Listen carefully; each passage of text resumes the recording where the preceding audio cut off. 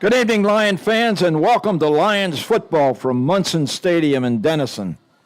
Working next to baseball Bentley Love and producer Matthew Middleton, I'm Bob Muty with you again for the district opener versus the Yellowjackets. Greenville at 1-2 comes in a 14-point underdog against a 2-1 Denison team coached by Brent Whitson.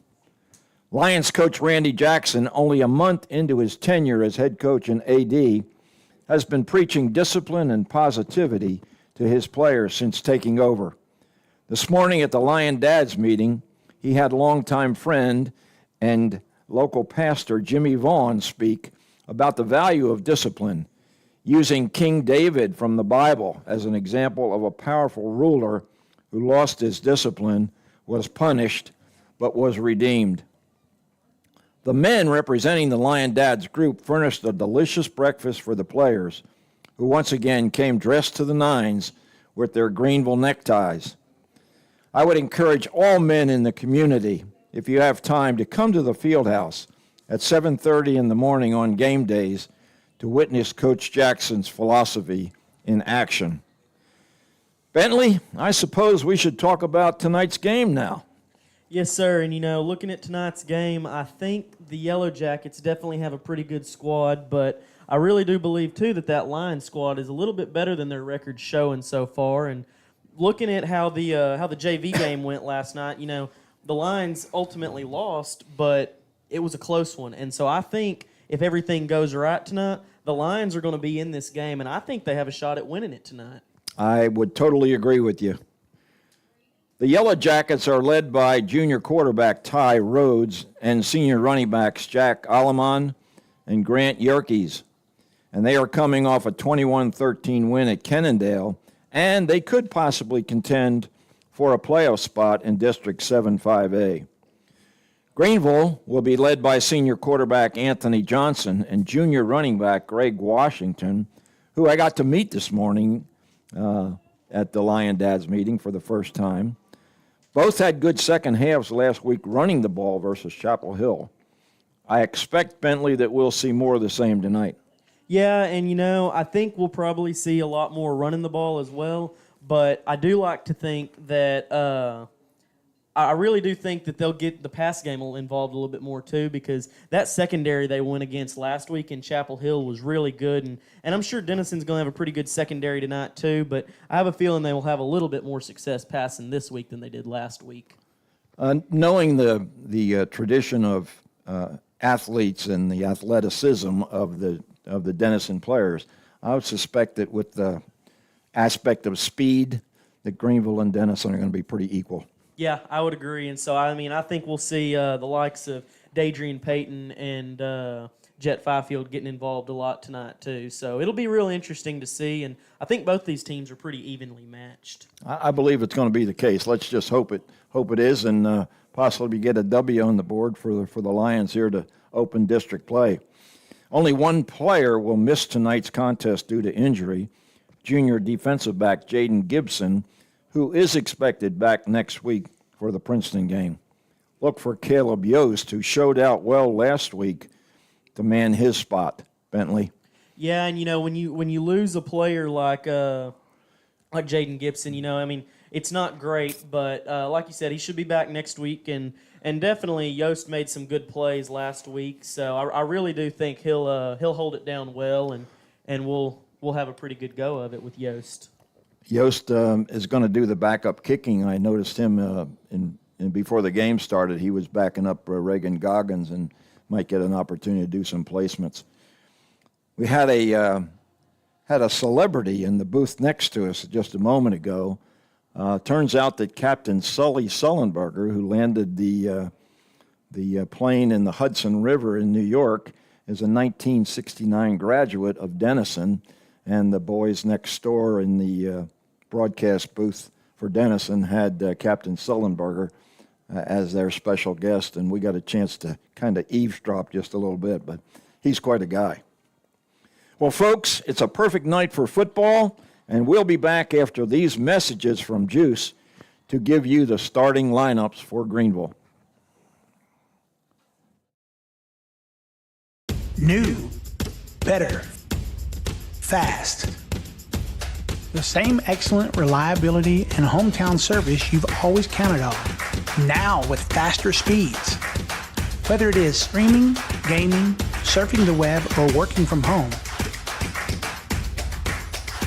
GEUS is connecting you to the world. Sign up today at GEUS.org or by calling 903-457-2800.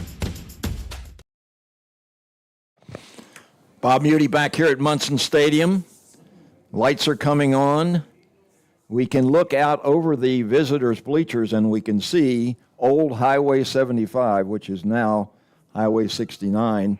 And this stadium sits right in the middle of downtown Denison. It's really homey. Yeah, and we talked about that on the way in, and I mean it's pretty cool because sitting up here in the press box, we can see maybe not all of downtown, but a large portion of it for sure. And you can definitely tell that there's the downtown here in Denison's real lively. There's just right over there. There's a few food trucks set up, serving lots of good food and all kinds of things. So definitely a good environment here in Denison, Texas. And of course, tonight is Denison's homecoming, so there's lots of frivolity going on, and many folks were already assembled in the park just behind the stadium when we arrived at about 5:30.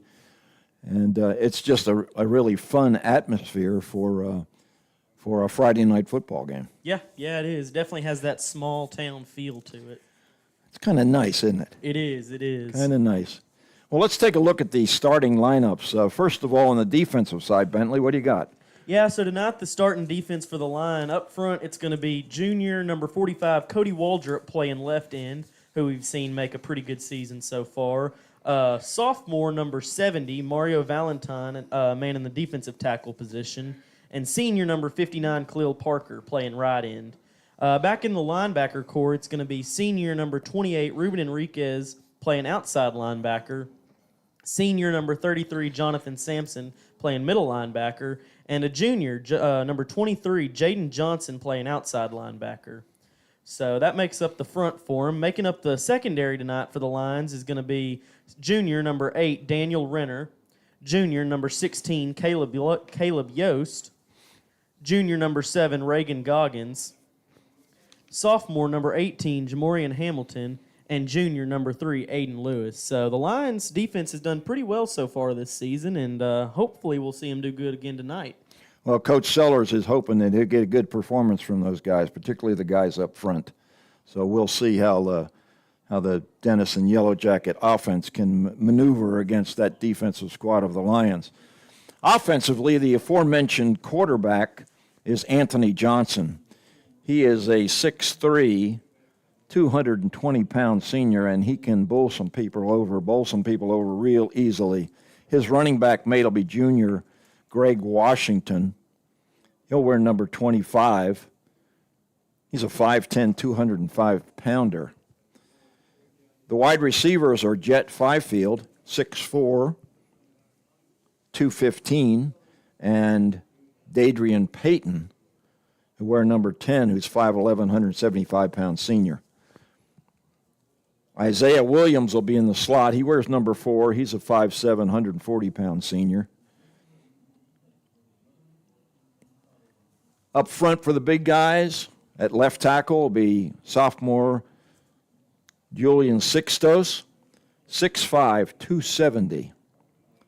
According to Coach Jackson, he may be a D1 prospect. Yeah, well, at that size of a sophomore, there's a good chance of it. Well, this next guy's pretty big, too. At left guard, Victor Orsornio.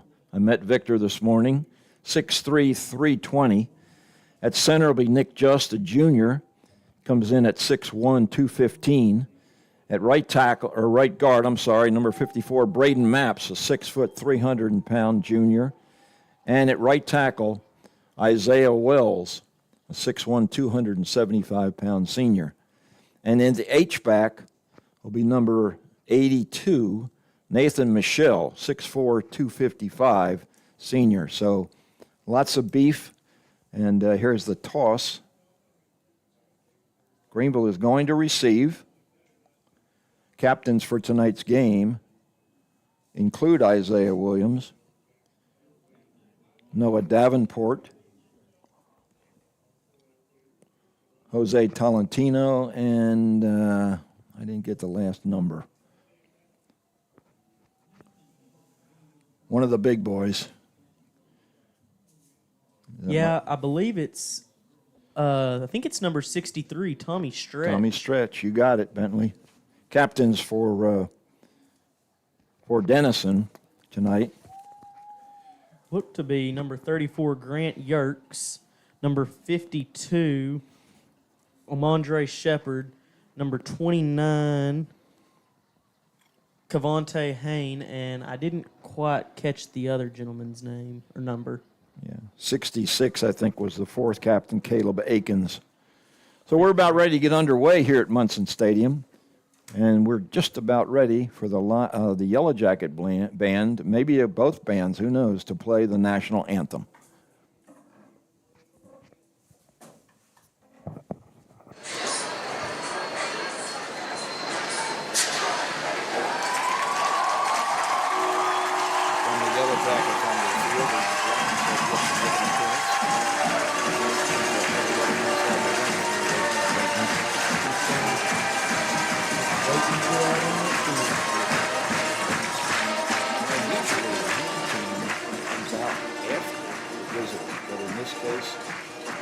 Opposite. Quite a large squad as the Yellowjackets kneel in the end zone to our right, which is the south end zone.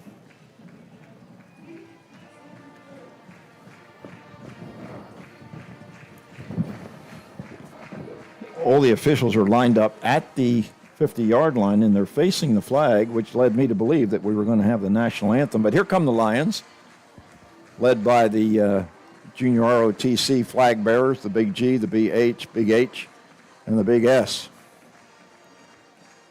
It's like the Lions are going to be wearing white, all white tonight with the red helmets.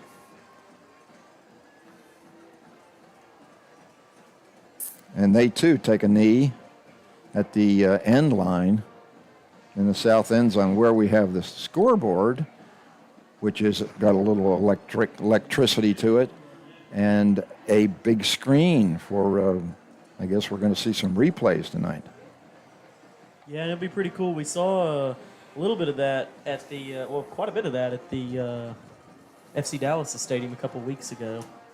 Well, it's to be expected at a pro stadium, but you don't see a lot of it at the high school stadiums, and they've really upgraded the facility here in Denison. We were told before the game that this press box that we're calling the game from tonight, which is really, really nice, was totally built through donations.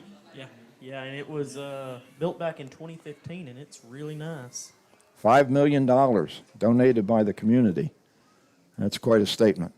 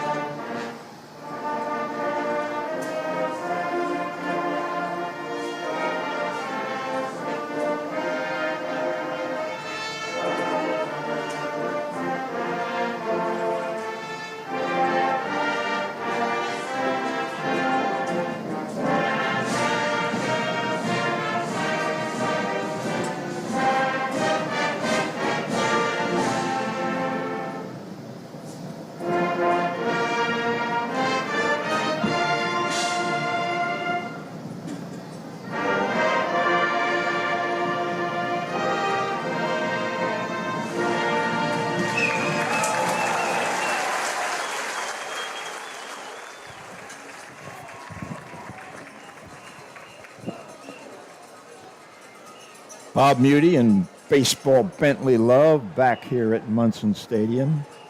Of course, our technical production is always handled beautifully by Matthew Middleton. And he also handles the driving. He gets us here safely. We appreciate his efforts, and we're looking for a great live stream tonight on YouTube TV for you fans. Just go to YouTube TV and type in GEUS, our sponsor, and Greenville Electric Utility Systems will provide you with this live stream broadcast, and then during the week you can tune in to Channel 34 and watch an edited version on your television. And the teams are on the field. Bentley and I get a chance to sit back down. Nice rendition of the national anthem. I like the way they finished it up. They kind of slowed it down, and it was good. Yeah, no doubt. The Denison band definitely played it well.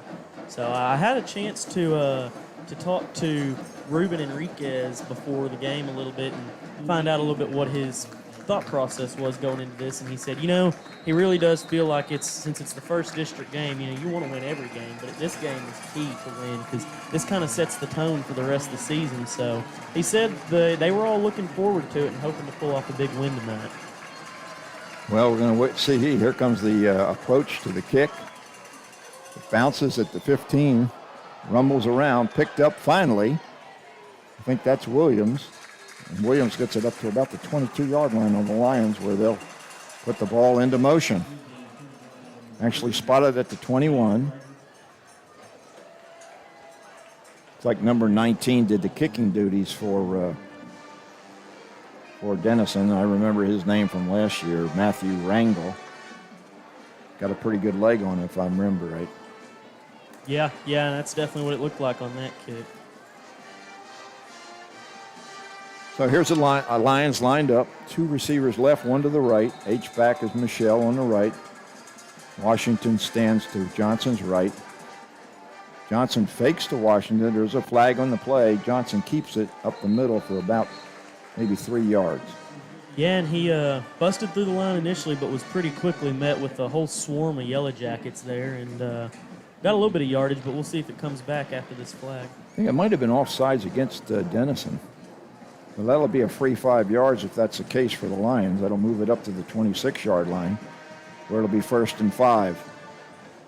Yeah, and that's what appears to have happened. So the Lions are going to be in a good situation here. 1st and 5 from the 26. Five-field is split to the right. Payton and Williams here to the left. Washington to the left of Johnson. Takes a handoff this time. He's off left tackle, and he's going to be up close to a first down. Yeah, and I have a feeling they're going to spot that just a couple inches short. Well, no, looks like they're moving the chain, so it looks like they're going to go ahead and give him the first down there. Boy, I can't believe they didn't measure that one. That was really close. All right, 1st and 10 Greenville at the 31-yard line. Anthony Johnson, 6'3", 220. He is a load. Up to the line of scrimmage to check off. Drops back now, about 5 yards deep. Drops back. He's going long, looking for Fifield, and he just overshoots him at the 40-yard line. Yeah, and the first time he goes to him, he wasn't successful, but I really do think we'll see that several more times tonight. And I think just give him a couple plays and they'll get in sync, and he'll hit him in stride on one of these, and probably 30, 40-yard touchdown pass I see in the future. Yeah, he just needed to put a little bit more air under that one. And now we have the referee's timeout. And he's walking over to the Denison sideline, actually where the band is. The Denison band is on the visitor side of the field. And there's something that the referee wanted to maybe control, maybe too much playing of the songs during the plays that Greenville was trying to run. Could be, yeah, and that's something that some bands will do to try and get in the opposing team's head, but it doesn't look like the ref liked that too much. Well, he's exercising control right at the beginning of the game, which is what you need to do if you've got some shenanigans going on, and clearly he didn't care for it. So it'll be 2nd and 10 after the incomplete pass. Once again, a really nice night for football here in Denison.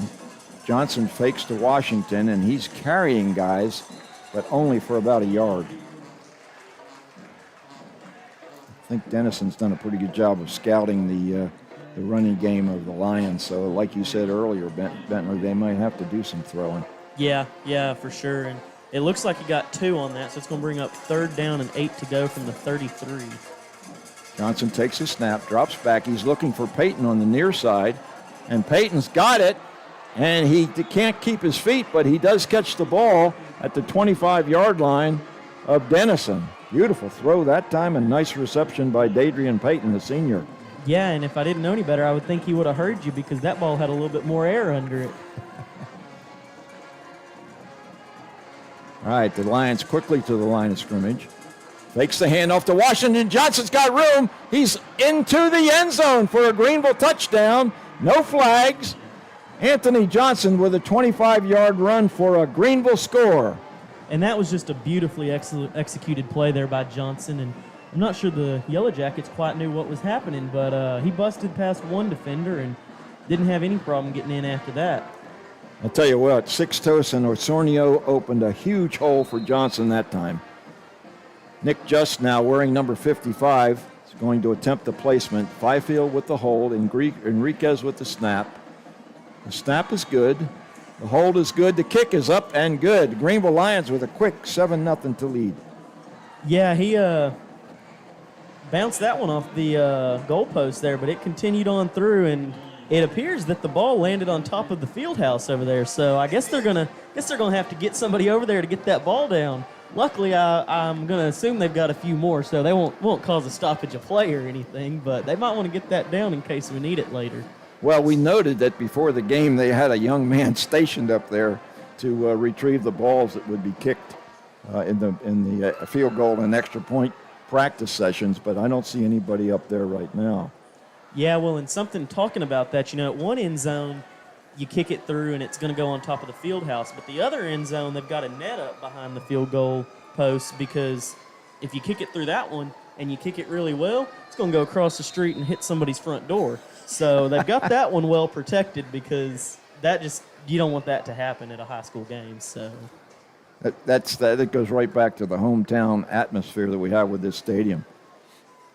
The Yellowjackets are in all black, and they have gold letters, and they're real easy for us to read, and so are the Lions for that matter. The white jerseys with the red numerals work out pretty good. Reagan Coggins with the kickoff now. Kai Lusain is one of the deep men. It's going to be taken at the 18-yard line.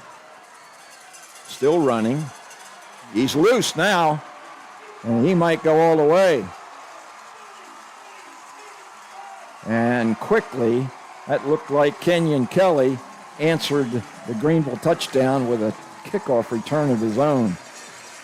Yeah, and we talked about how it could be a potential real slugfest, and we're not even 2 minutes in, and the score's already set with 7-6. Most likely going to be 7-7 here in a second. So, right there. One team hits, and the other one slugs right back. Yeah, that was an 82-yard kickoff return, and he was one of the up men. So the Lions give up a quick score to possibly even things out as we're awaiting the placement from Rangel. Devin Jeffries late getting in the blocking scheme. Looks like Ty Rhodes is doing the holding for Denison. He's the quarterback, and the kick by Rangel. Yeah, and that kick was up, and it's good, which brings us to a 7-7 tie. And like we mentioned the net earlier, the kick went right over the net and right into that person's front yard. It looked like it might have hit a car in the street, so they might want to tighten that net up a little bit. Rangel really got that one up in the air quick. So 7-7 here early, 10:07 remaining here in the first quarter, and we've already had 2 touchdowns. Yeah, and I just can't help but think that the offense for Denison has got to be itching to get out there because it's 7-7, but they haven't seen the field yet. Well, Rhodes saw it. He got the hold for the placement, but he's the only one. That's true. Okay, so the Lions now be set up to receive. We got Peyton and Williams standing at the 5-yard line to receive Rangel's kick. He's got a big leg. He's a left-footed guy. Looks like he's probably a pretty tall guy, maybe 6'2", 6'3". What do you think, Bentley? Yeah, I think you're probably right. Somewhere right along there. At least 6 foot or taller. Matthew Rangel, I believe is the way he pronounces his name. 7-7, Yellowjackets and the Lions early here in this one. The kick is more like a popover this time, and it's going to go out of bounds, so that'll be a penalty. Not very Rangel-like, actually. Now, typically he keeps it well within bounds and kicks it really well. So we'll see how Coach Jackson decides to take this penalty. Looks like we're going to take the 5-yard penalty from the 25. So the Lions are going to set up shop at the 30-yard line. And that's pretty good field position for them to be starting this drive, especially after they started a little bit further back last time and were still successful. So getting these few extra yards to start from can only help them, I would imagine. Really like these white uniforms with the red helmets. I do too. They are classy. Yeah, and they're a real nice, clean, crisp look. Yeah, they have a wide red stripe running down both legs, outside of both legs. So Greenville, first down at their own 30-yard line in a 7-7 ball game, still here in the first quarter.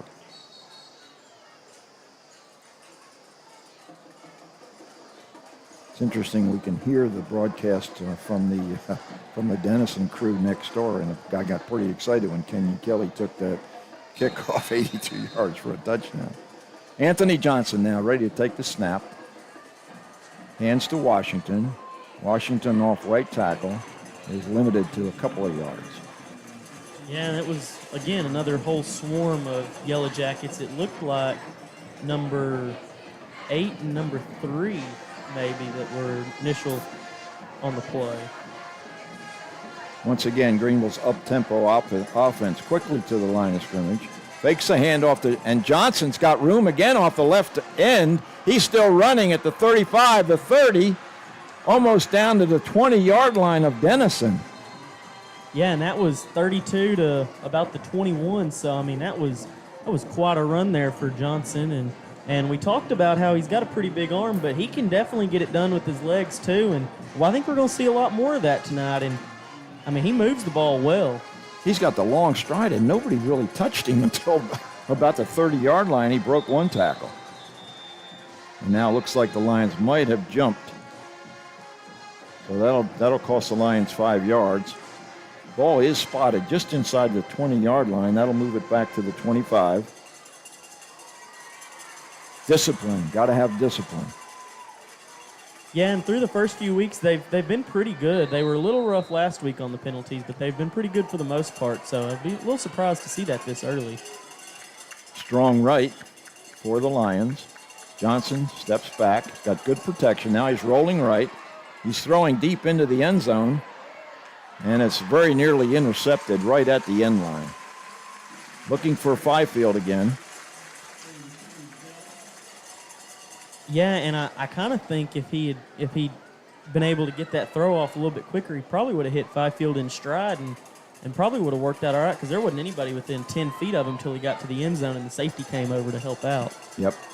2nd and 15 for the Lions at the 25-yard line at Denison. 9:24 remaining in the first quarter. Takes the handoff to Washington and another stoppage of play. Maybe a Denison timeout or some kind of problem with the side judge here. He's not happy with something that's going on at their sideline. Maybe they're encroaching a little bit too close to the sideline. So there'll be no play.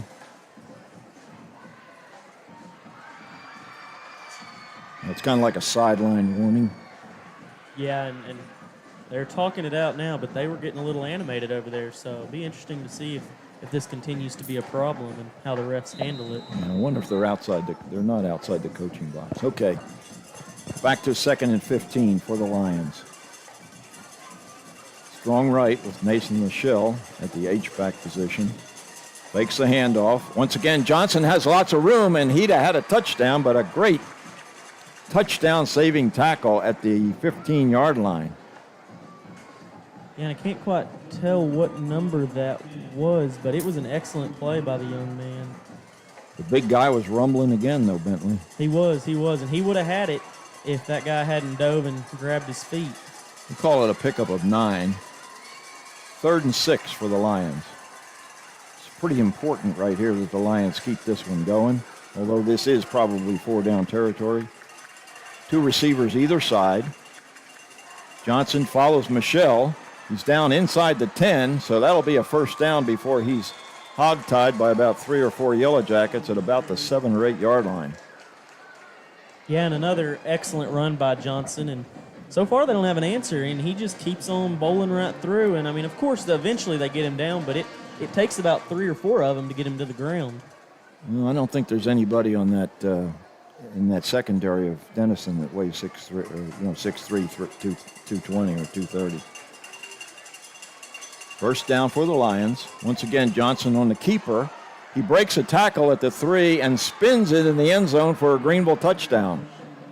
And that's just another excellent play, and him showing off his footwork again there. I mean, he broke one tackle and then spun out of the other one and got in no problem. And, something we notice on the Lions sideline is after every touchdown, the 3 ROTC guys run the length of the sideline with the flags as a celebration. And we didn't expect a track meet tonight, but we did talk about the speed of both teams, and we're seeing it on display. The kick this time by Nick Just is up and good, so the Lions reclaim the lead at 14-7 with 8:31 remaining here in the first quarter. Yeah, and that's excellent to see. And, if we can get it to where their offense gets on the field, and I don't know a whole lot about this offense. I know they've got some real good players, but we've got some really good players in our defense. So if we can get our defense out there to try and stop them, I think we've got a pretty good shot at keeping them from staying neck and neck with us. We just got to stop them on the kickoff. Yeah, right. Don't kick it to Kelly, right? Yeah, that's exactly right. So something else that's pretty cool about the Greenville Lions is over there in by the band, there's a group of ROTC guys holding up a board, and for every time the Lions score, a guy gets up on that board and does however many push-ups for however many points they've got. So 14 points, he does 14 push-ups. And he gets quite the workout in the course of a night when the Lions are playing well. That's a good tradition. I like that. And the Naval ROTC program is a good program at GHS. Okay, deep for the Yellowjackets, number 4, Jaden Crowley, and number 5, Kyson Lusain. Kick is a short one, taken at the 25-yard line. This time tackled at the 30. Good play by Kendrick Blakely. Yeah, and that was number 7, Corey Franklin, there on the play or on the run back, and he got a few yards there, but the Lions were there quick to stop him. So it'll be good to see the Lions defense get out here because they didn't get to on that last play. Yeah, this will probably be a telling series right here, because Ty Rhodes is a pretty darn good junior quarterback. He throws the ball well. He's got 2 really good running backs, number 33, Jack Alamon, and number 34, Grant Yerkes. Alamon's in the backfield with Rhodes right now. He takes a snap, rolling to his left, throwing downfield, has a man wide open, and he's pushed out of bounds after gaining a first down. Yeah, and that was number 7, Reagan Goggins, on the play there, and especially with Jaden Gibson being out tonight, I feel like we'll be calling Reagan's name a lot more, as he'll probably be on their number 1 receiver for a good portion of the night. Yeah, he was respectful of the speed of the receiver that time. This time we get a run up the middle by Alamon, and he picks up pretty good yardage over midfield. Well, in talking about the speed of these teams, they got the first playoff before they even got the chains moved. You talk about up-tempo, huh? Rhodes takes, looking right, has a man. It's a completion to Like number 4, Jaden Crowley. Yeah, Crowley. And that was, again, another first down, but the Lions are getting to it quick. The Yellowjackets are hitting all their spots. 1st and 10. This time, Alamon bounces off a tackler and comes back around, and he's loose at the 30. Now he's finally brought down at the 27-yard line. He had nothing at the point of attack. He just reversed his field and made something out of nothing. First down, Denison. Once again, the chain gang can't keep up. Rhodes hands to Aliman. Aliman breaks a tackle in the backfield. He's down inside the 15-yard line. Yeah, and it looked like he might get there, but Aiden Lewis stepped up and made a big play to keep that from happening. That was a touchdown-saving tackle. Once again, another first down. And you talk about moving quick. These Yellowjackets are quickly to the line of scrimmage. Kai Rhodes drops back, finds a man on the bubble screen. That's Lucane down to the 5-yard line. Yeah, and that looked like number 23, Jaden Johnson, and number 45, Cody Waldrop on that play. And Johnson's helmet popped off, so he's going to run off and take a play off on this drive. 2nd down and 2. And this time, Aliman is caught in the backfield by Khalil Parker. Yeah, and when Parker gets in the backfield, the running back doesn't really stand much of a chance because if he can get there and get to you, you're not getting away from him. Yeah, Khalil's a player, and he throws Aliman for about a 3-yard loss, so we'll call it 3rd and 4. Spotted at the 7-yard line of the Lions, who lead 14-7 over the Yellowjackets. Yeah, and if they can stand strong here, that'll be big if they can force a field goal. Ty Rhodes takes a snap, fakes this time, and takes it right up the middle on a keeper, and he's close to the end zone. Got him down at about the 2-foot line, so that'll be a 1st and goal, and there's a penalty late. And let's hope that the Lions have kept their cool. Yeah, and it looks like that might be going against number 67, Dalton Brown, the senior lineman, as you see some of his teammates pulling back, and it looks like they're walking backwards. So be no official rule yet, but I imagine that's going to go against the Yellowjackets. Well, he's a big old guy, but I'll tell you what, his coach is not going to be happy with him after that penalty. No, sir. It's a personal foul. Oh, it's both ways. Okay, so offsetting penalties. So the ball will remain. That was after the play took place. So the Yellowjackets will have 1st and goal at the, we'll call it the 1-yard line. Clock stopped with 6:07 remaining here at Munson Stadium. Greenville in front, 14-7.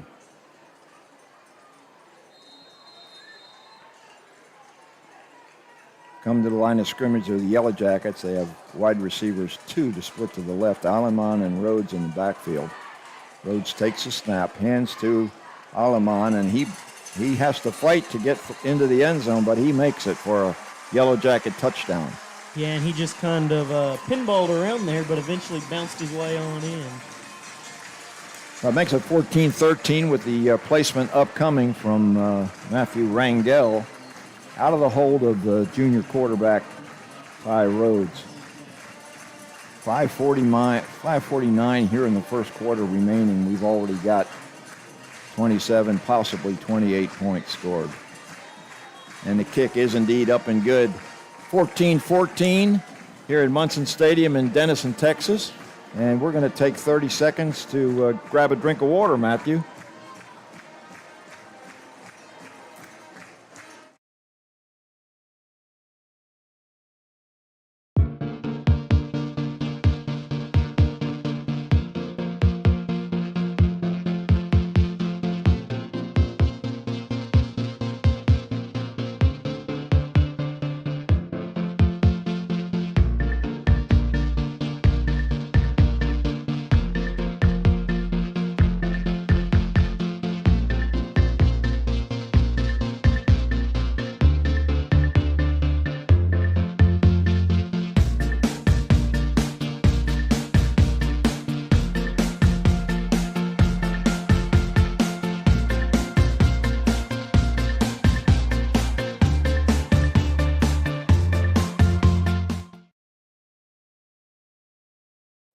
Bob Muty and Baseball Bentley Love back here at in Denison. 14-14, 5:49 remaining in the first quarter in this track meet. Lots of long runs, kickoff returns for touchdowns, and then a 1-yard touchdown. That doesn't make any sense, man. No, Here's really a kick by Matthew Rangel. Once again, coming out of bounds. So Rangel's having some problems tonight. That's the second time he's booted it out of bounds. So the Lions will start once again at their own 30-yard line after the 5-yard walk-off. Well, and we saw what happened last time they started at the 30, and it was a pretty good result for the Lions. Well, Anthony Johnson has had a field day so far running the football. Has yet to complete a pass. I'm sorry, he did have a long completion to Dadrian Payton, so I think he's 1 for 3 throwing the ball and been very effective running. We haven't seen David Claiborne tonight. I'm sure he's here, but I don't know where he's stationed, and I don't know whether we're going to be able to get to see him at halftime or not. Lions set up at the 30. 2 receivers right, 1 to the left. Strong formation left. Handoff to Washington, and Washington only gets about 1.5 yards before he's corralled. Yeah, met by several Yellowjackets. It looked like, though, number 3 was in on the play, Lathan Bailey. Bailey scored 2 defensive touchdowns against Sherman in the first game of the season. Quite an accomplishment. 2nd and 8. Johnson drops back. Now he's scrambling. He's pressured, and he gets rid of it. There's a penalty on the play called by the line judge. Yeah, and looks like number 42, Isaac Pinedo, lost his shoe on the play there. Got to tie those shoes tight. We'll see what the call is. The ref is, side judge is conversing with the head referee and trying to decide what the call is going to be. It'll be 3rd and 8 before the penalty. There is no penalty on the play. They waved it off, had a little discussion and said, nah, we won't call that one this time around. So the Lions are faced with a 3rd and long. And boy, the way this game's going, you gotta get conversions on 3rd down. Most definitely, because this Denison team moves quick and moves fast. So if the Lions don't get a conversion here, they could get left behind. Yep. Well, I wouldn't be at all surprised to see Johnson on the keeper, but probably Denison is expecting that. Snap comes to Johnson. He's looking for Fifield, and he overshoots him. That wouldn't have been enough for the 1st down anyway. So that's going to bring up a 4th and long and a punting situation for the Lions. Yeah, and a pretty good throw by Johnson, just about a foot too high. And Byfield's a pretty tall target, and he jumped for it. So that ball was pretty high up there. But hopefully next time around they'll be a little bit more successful on the connection.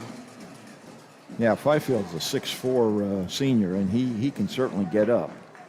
Okay, Edwin Garcia now in punt formation for the Lions, standing at his own 17-yard line. Now moves up to the 18. High snap, and it's blocked and picked up by the Yellowjackets, and that's going to be a Denison touchdown. So the high snap hurts the Lions, and Garcia's not able to get the kick off. Yeah, and that high snap really is what got him. I mean, if it'd been a perfect snap, he probably would have gotten it off. But that Yellowjacket defense got there really fast, no doubt. Yeah, the pursuit was incredible. They had 3 or 4 guys there, the blocker, and then one guy picked it up, and he had 3 guys ushering him into the end zone for a touchdown.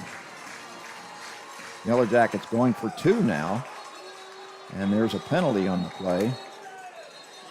And backfield in motion. 2 backs moving at the same time, so that's going to cost the Yellowjackets 5. Try to go quickly and catch the Lions sleeping. But they went just a little too quickly. A little too quick. So a 5-yard walk-off. Let's see if they'll bring Rangel back into the game for the placement. And that's what they're doing. I think Rangel was on the field, but he was just on there for no apparent reason. Now here comes the placement attempt. And Rangel's got plenty of leg on that one, and it is good. Denison goes in front, 21-14, thanks to a blocked punt returned for a touchdown. We'll take a 30-second break and be back here in just 1 minute or 30 seconds.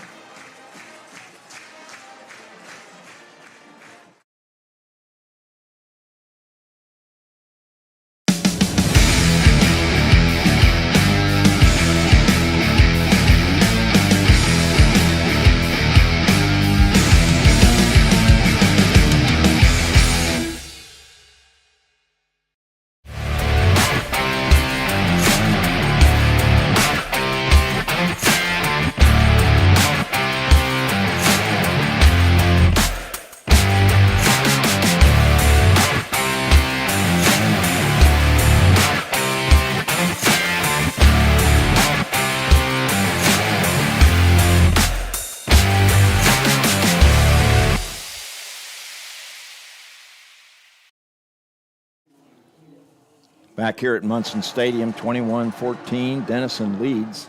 High-scoring first quarter. 5:06 remaining in the first quarter. 35 points on the board already. Lions on the short end, however.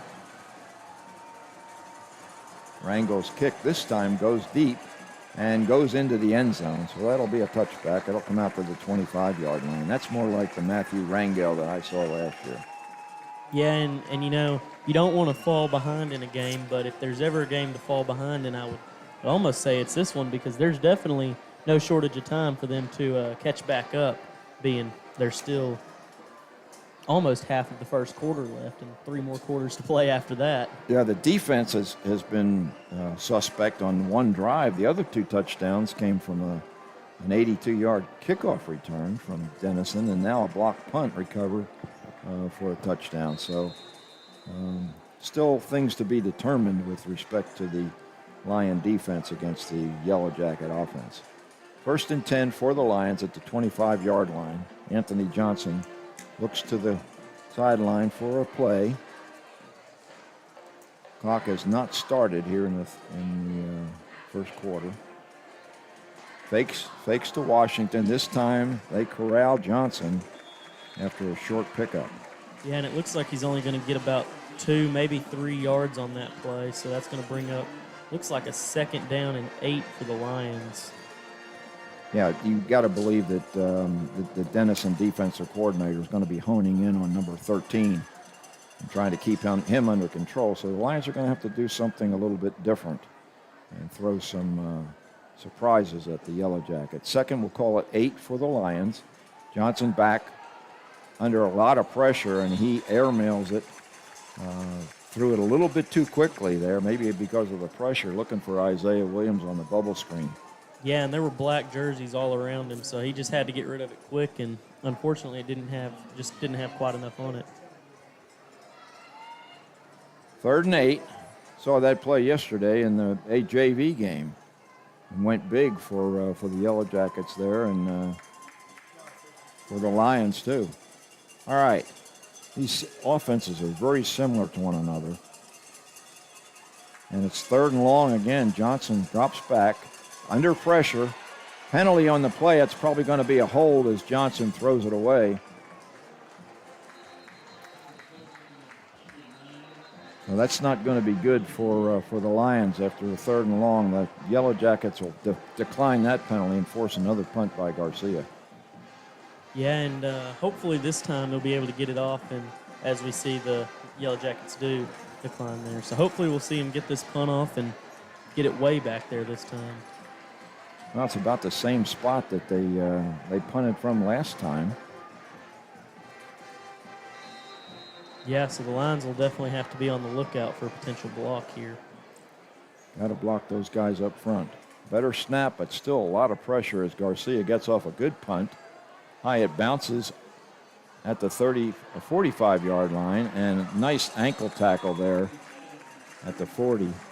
Yeah, and the initial contact was by number 15, Tyler Trexel, but it looked like number 3 that took him down, Aiden Lewis. Yeah, Lewis made a really good open field tackle there to prevent a long return. So the ball is going to be spotted somewhere around the 43-yard line of Denison. And boy, the Greenville defense has really got to step up now and try to get a conversion on downs.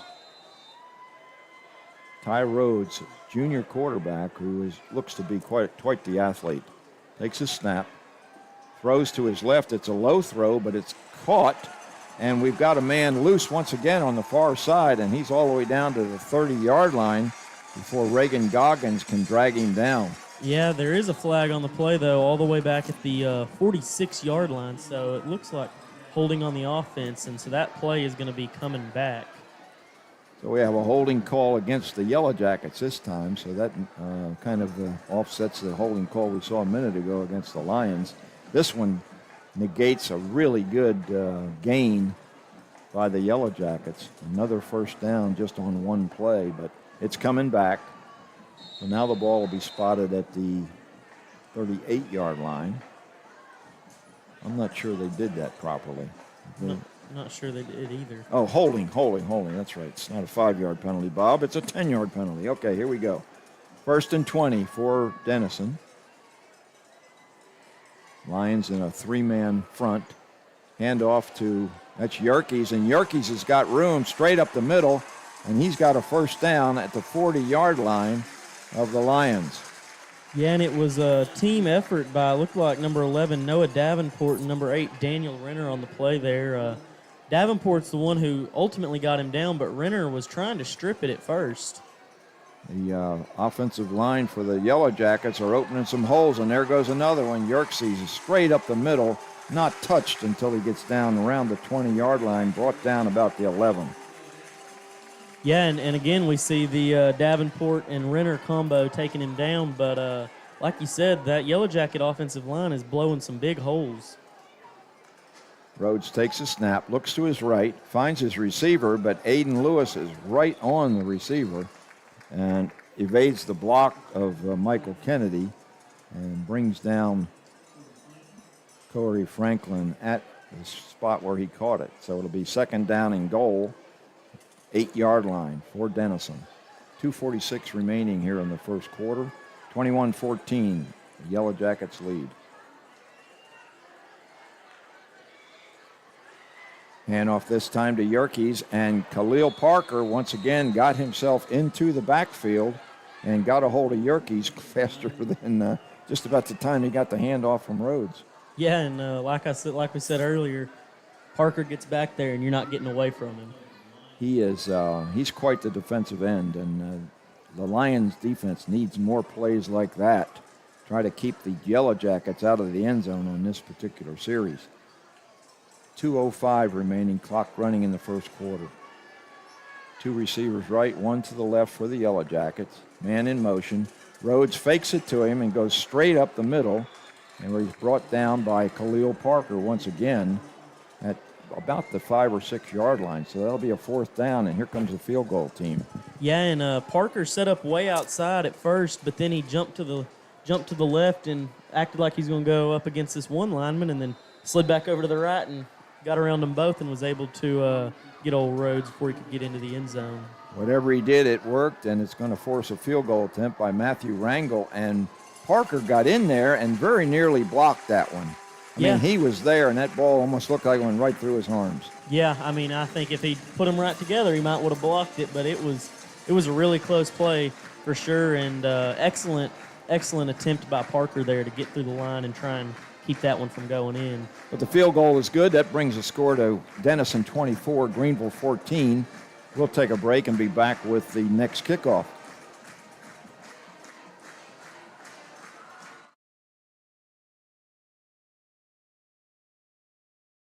Careful use of our energy resources is a GEUS priority, and we know that saving money as well as energy is important to our customers. Did you know that you can save money year-round by making small changes to your thermostat?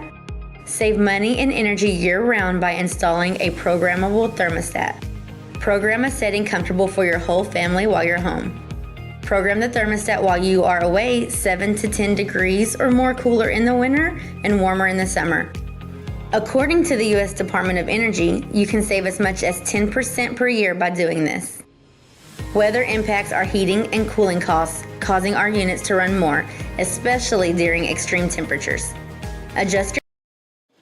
All right, we're about ready for the kickoff from Matthew Rangel, the senior kicker for Denison, who just converted that about a 25-yard field goal. 24-14 is the score here in the first quarter. It's a high kick, and it's coming down into the end zone, so that'll be an automatic touchback. Touchback comes out to the 25-yard line. Greenville's got to get something going again, Bentley, because we can't let this Yellowjacket offense take over again so quickly. No, you're right. And right now, the lines are down by 10, but like we mentioned earlier, there's still 3 whole quarters and a minute and a half left in this quarter to go. So there's still plenty of time for them to bounce back. But I feel like they've got to get one here, because if they don't get one here, then they're could be in trouble. So they need to keep them within arm's reach at least. And so, like I said, it's crucial to get one here. All right, quick little huddle for the Lions. Johnson fakes. He's looking deep. He has a man. There is a penalty on the play. That might be an interference call against the secondary of the Yellowjackets. There's 2 flags. There's one down in the backfield. There's 3 flags on the play. There's one down in the backfield and then 2 in the secondary. And I definitely saw somebody grab the jersey of number 2, Caleb Hale. So looks like Offsetting penalties, holding against the Lions, and a pass interference against Denison. So we'll do it again, 1st and 10 from the 25-yard line. Peyton split left, Fifield split right. Hale comes now into the slot. Strong right formation, Nathan Michelle in the H-back position with Washington and Johnson, his backfield mates. Fakes to Washington, Johnson keeps it, lowers his shoulder, but a nice low tackle prevents a long gain. Call it 2-yard pickup. Got to do better on first down, Bentley. That's been the key for the Lions in these last 2 series. Yeah, got to get more than 2 yards initially. Johnson drops back. He's looking deep. He's got Peyton just off the fingertips of Peyton. That would have been a big gainer. We do have a penalty on the play, so we may have, once again, somebody getting their hands on one of the Lion receivers. Well, and it came from the home sideline, so it looks like it could potentially have been a pass interference call. And it is going to be a pass interference call, it looks like, on the Denison Yellowjackets. He won't turn his body so I can get the number of the DB who was the offending player. Yeah. And I can't quite tell. He's got a hoodie on underneath, so it's kind of covering part of the jersey, but it looks like number 8, Cedric Harper, but I'm not 100% sure on that. Whatever the case, it's a first down for the Lions via penalty. Out to the 37-yard line will be the spot. 3 receivers right, 1 to the left. This is Nation Michelle out here by himself. So no H-back. Handoff to Washington. Oh, he is hogtied for a 2-yard loss. Yeah, and there was no forward progress on that at all. They got to him immediately, almost as fast as Parker was getting to their running backs. Yeah, that you wonder if that indicates the effectiveness of Michelle as the H-back, because he's out of the formation once again here to the left, split wide. Johnson, and he was going to scramble, but there's a penalty on the play. Lots of flags here in the first quarter with 26 seconds remaining, another stoppage. Yeah, and again, that's just a discipline thing and something that both teams need to work on. Going to go against the Lions, I think. Coach Jackson wants to talk to the head referee about something. It could be that the band is still carrying on over there during the Greenville's offense.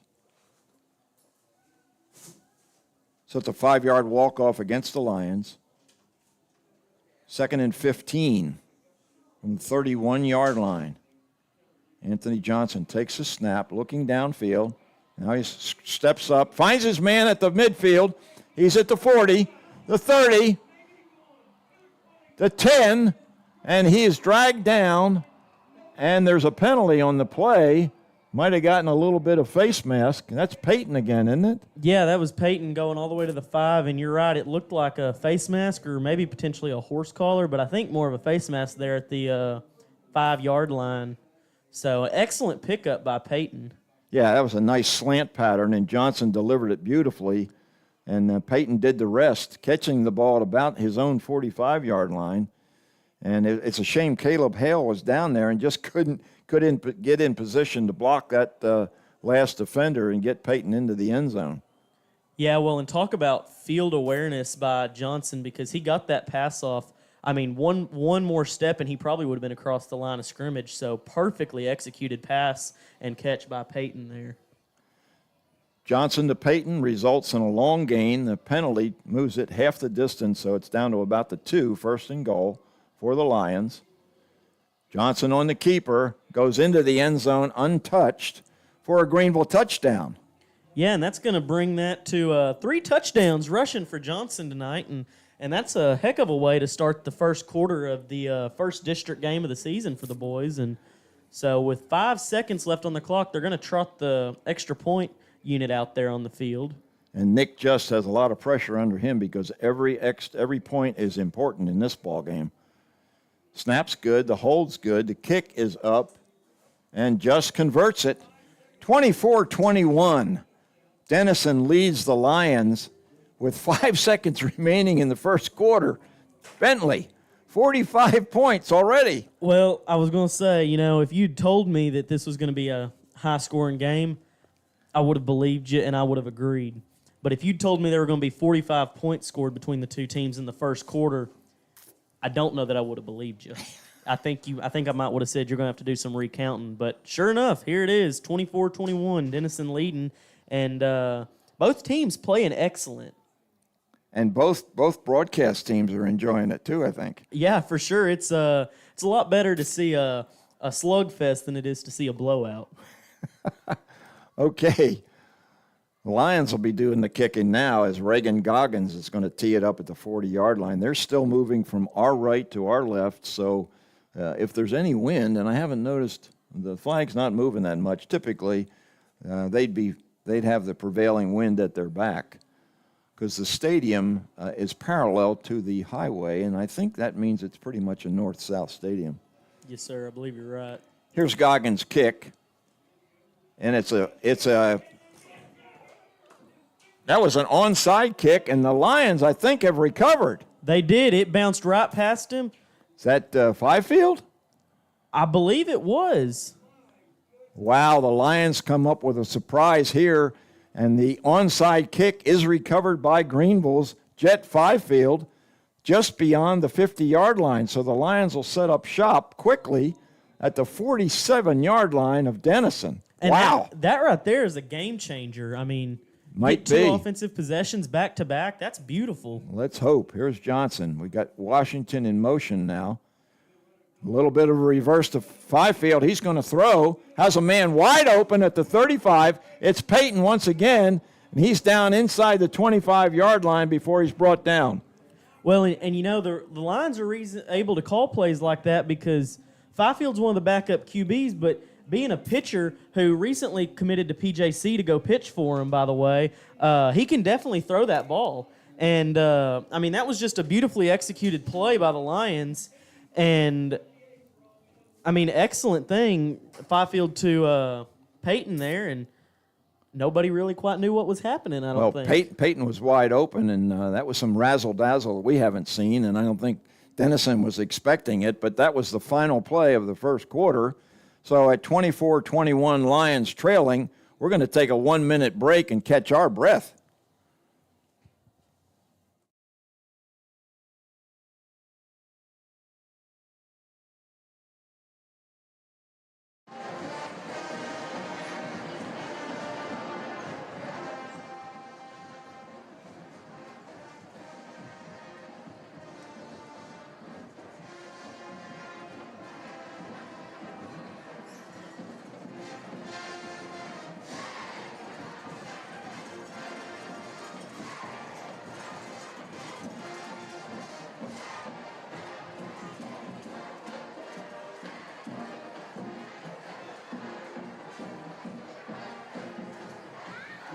Bob Muty and Baseball Bentley Love back here at Munson Stadium enjoying this one. Lions back on the offense. Her first down after that Fifield to Payton pass. Handoff this time to Washington. Coming around, that's Payton now in the backfield. He's thrown down for a 1-yard loss. Yeah, and that's not something we see very often, Payton in the backfield. He can definitely do it, and if he gets loose, he's going to be hard to catch because he is one of the fastest guys on the Lions team. And I think that's what Coach Jackson was hoping for. However, it's going to be 2nd and 11.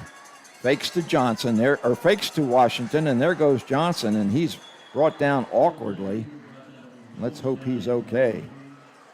Yeah, and he's a little slow to get up, but and he's limping a little bit. Hopefully he's going to be all right. Yeah, Lions might call a timeout here to see his condition, but he is a little bit gimpy getting up. He gets the first down. They're going to be down at the 13.5-yard line at Denison. And let's hope that it's nothing serious for the big quarterback. Let's see a message from GEUS, Matthew, and we'll be back to assess Anthony Johnson's condition.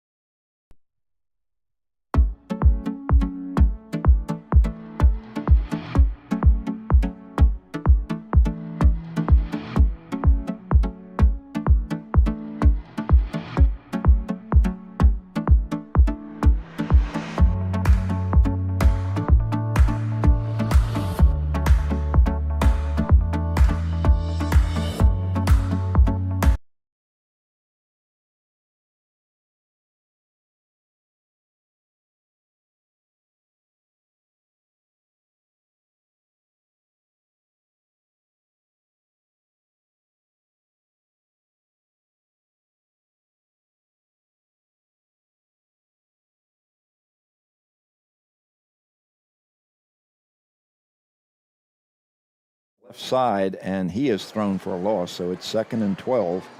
Ball spotted at the 15-yard line.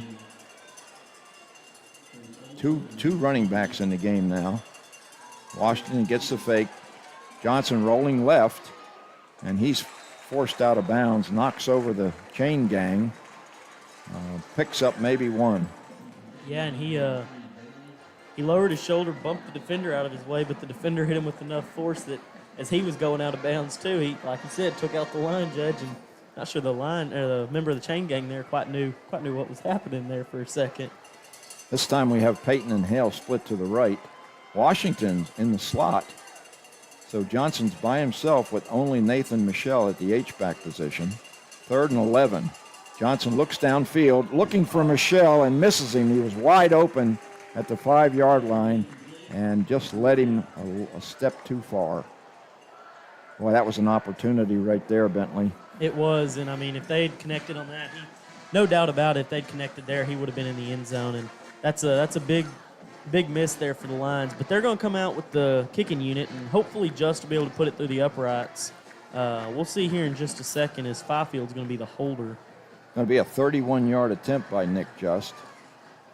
Laid onto the field as a blocking position. Still 10 seconds remaining on the play clock.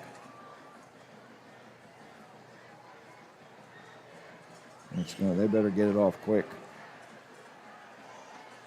And they didn't.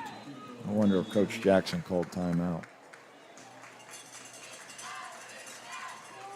Well, no referee ran in, so I'm kind of wondering if he did too. Nope, looks like they're going to go ahead and move him back. Oh, boy.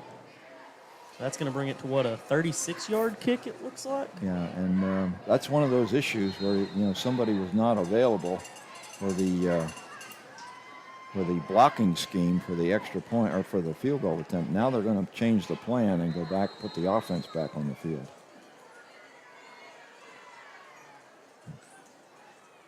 So now Greenville takes a timeout. That's an interesting sequence there, Bentley, as the Lions could have called a timeout so that they'd avoid the 5-yard penalty and have the 20 or 31-yard field goal attempt, but didn't happen. So now they finally call timeout because they're going to get the offense back on the field, and they'll have fourth down and probably about 27 yards. They can get a first down at the 4-yard line. So let's see what Coach Jackson has up his sleeve here to try to keep this Lions drive going, particularly after recovering that onside kick. You'd hate to come up with no points on the drive. Yeah, for sure, and they're going to have a big play here because they've got about 15 to 20 yards to go, so they're going to have to get something going on this drive, this play. And the Yellowjackets are just all ganged up, and Fifield throws back to Johnson. Johnson's in trouble, and he's going to be brought down inside the 20-yard line, so it'll be a turnover on downs. Yellowjackets will take over just inside their own 20. Yeah, and that was a tough play. You know, he flipped it to Fifield, who flipped it back to him, and there was a little bit of light there for a second, but it was quickly put out by the Yellowjackets. I didn't know whether he was going to try to throw it again, but Well, I think he was going to initially, and then he just didn't see anything that he really liked, so he tried to run to make a little bit more time, a little bit more space with it, and just didn't work out for him. so the turnover and downs gives the ball back to the Yellowjackets at the 19-yard line. Late into the field is Valentine, and there's a penalty on the play. I don't know whether that's going to be against the Lions or not, but Mario Valentine late to the party there. He's the nose guard for the Lions. He's a sophomore. He's a big guy, weighs 285 pounds, stands 6'1". It looks like it's going to be a penalty against the Yellowjackets, moving them back for first and 15 now instead of first and 10. We'll have to try that again. Run the guy onto the field late and you get a procedure penalty. First and 15. Guy Rhodes fakes a handoff. He's looking downfield. Under some pressure. Now he's loose. He's scrambling. And the Lions are going to drag him down. That was Waldrop made the initial contact. Yeah, and number 60, Josh Brock, almost got to him in the backfield, but he got away from him and Waldrop both and was ultimately taken down by number 16, Caleb Yost. So Yost, again, only his second game of the season, but definitely making a big difference out there. Looks like another penalty maybe against the Yellowjackets. I believe you're right. Now, the Yellowjackets are moving backwards. Backwards by a lot, might I add. I didn't see the call. I suspect possibly a holding call. Still going to be first down. The ball now is being spotted at the 7-yard line of Denison. Yeah, and This is first and forever. yeah, it looks like it's going to be probably about first and 20, and rough go of it for the Yellowjackets. Rhodes not afraid to throw from his own end zone, and he gets a completion. But Valentine is out there, or is it? Well, another penalty on the play. And this one looks like it's going to go against the Lions, so that'll be, if that's a face mask call, that might be an automatic first down for the Lions, or for the Yellowjackets. That one really hurts. And it is a face mask call there against the Lions. So. Valentine did a good job of getting away from his blocker there over center, make the tackle, but he must have got a little bit of a face mask. Yeah, that's a big break for the Yellowjackets, I'll tell you that, after having first and a big, long way to go, and the Lions actually did a good job of stopping that one. All right, so it results in an automatic first down at the 21-yard line, first and 10 for the Yellowjackets. Rhodes hands the ball to Aliman. This time the Lions get him at about at the line of scrimmage. Yeah, and it looked like number 16, Caleb Yost, and number 59, Khalil Parker, and number 33, Jonathan Sampson on the play there. And there's Valentine jumps. Here's a long throw. And I think the receiver just could not hang on to that one. Yeah, it was broken up by number 3, Aiden Lewis, but it looks like that's probably going to be coming back because it looks like they are going to go ahead and call number 70, Mario Valentine, probably offsides on that play, and probably go ahead and move him forward 5 yards. Yeah, that was a free play for Rhodes, and he almost found Crowley deep, but Lewis did a good job, as you said, defending.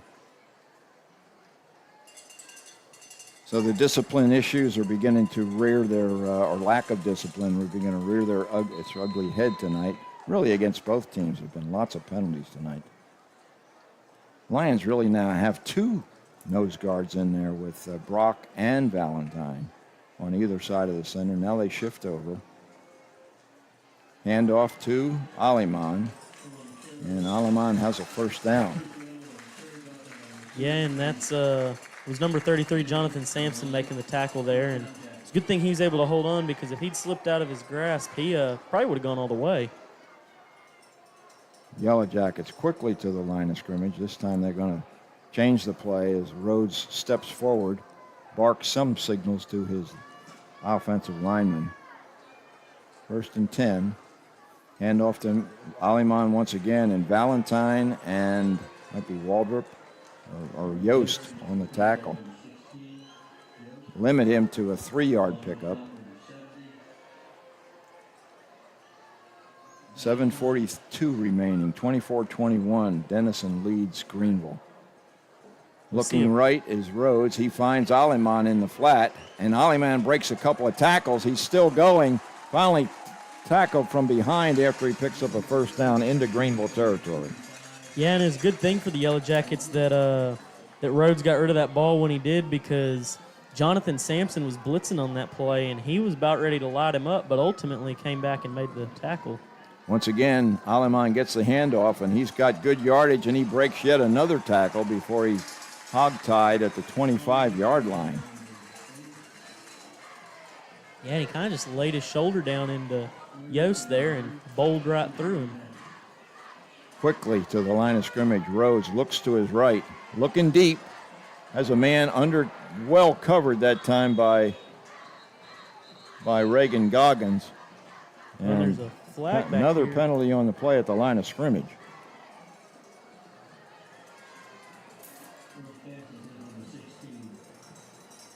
So the pass is incomplete. Looks like the Yellowjackets are walking backwards. Had quite a few penalties tonight. They have, that's for sure, and both teams really have, and it's really slowed the pace of this game down. It'll only be a 5-yard walk-off. I can guess a procedure penalty.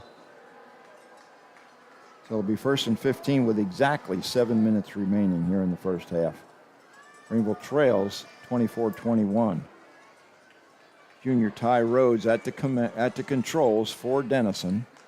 Takes a snap, hands to Aliman once again, and the senior running back has good yardage, pickup of about 8. It'll bring up a 2nd and about 8. Yeah, and the initial contact there was made by Garcia, but Khalil Parker there was on the play too, jumping on him to help bring him to the ground. We'll call it 2nd and 9. Once again, Aliman, this time nothing doing. Khalil Parker and Caleb Yost combined to throw Aliman for a loss of about 4 or 5 yards.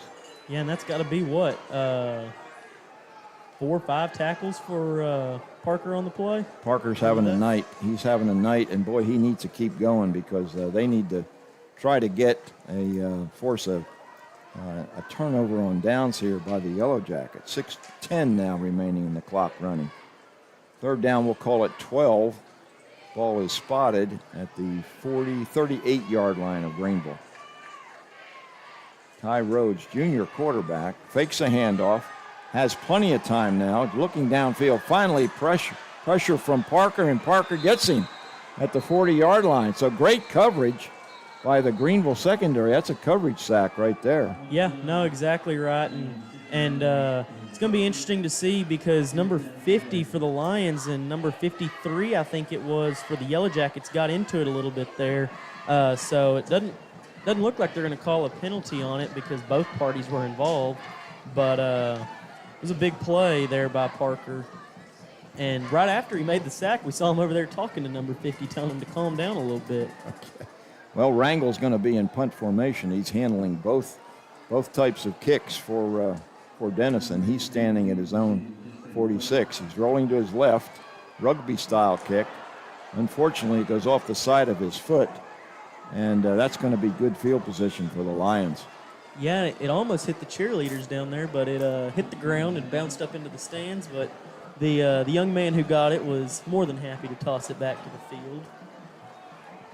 Well, Rangel is not having the night that he would like to have, for sure. He's a much better kicker than he's shown so far tonight. Ball's going to be spotted, so it must have gone out of bounds at the 29-yard line of Greenville, and that could have resulted in the Lions having to start inside their own 10. But, the unfortunate kick by Rangel gives the Lions pretty good field position to start. Yeah, and here's a potential little bit of a surprise, a score for you. Through one quarter, Princeton has beaten Poteet 28-0. Oh, my goodness. All right, Lions hand off to Greg Washington, and Washington tries to take it wide, and that was not a good decision. I think he might have been better served if he'd have stayed with the hole off tackle. Well, he loses about a yard. going to be 2nd and 11. Lions really need to try to put some points on the board here with 4 minutes and 40 seconds left in the first half. Johnson takes a snap. He's going to keep it behind Michelle, and he's dragged down at about the 35-yard line. Nice pickup by the big QB. Yeah, and I really do think ideally for the Lions, they hold on to the ball for the rest of this quarter, but they've got a long way to go with a lot of time left on the clock. So hopefully they can run it all the way down. I'll tell you what, ball control is really important. They really need to hang on to this thing for the rest of the half. 3rd down, we'll call it 4 yards. I don't think this is 4-down territory, so this is a big play for the Lions. 2 receivers right, 1 to the left. Once again, the H-back is Nathan Michelle. Greg Washington stands next to Johnson. Johnson's going to keep it, and he's not going to get a first down, and there's a penalty, and that might be another hold against the Lions. Gee whiz. If that's the case, that's going to be a hurdle. It came from the head referee, and he stands back behind the quarterback.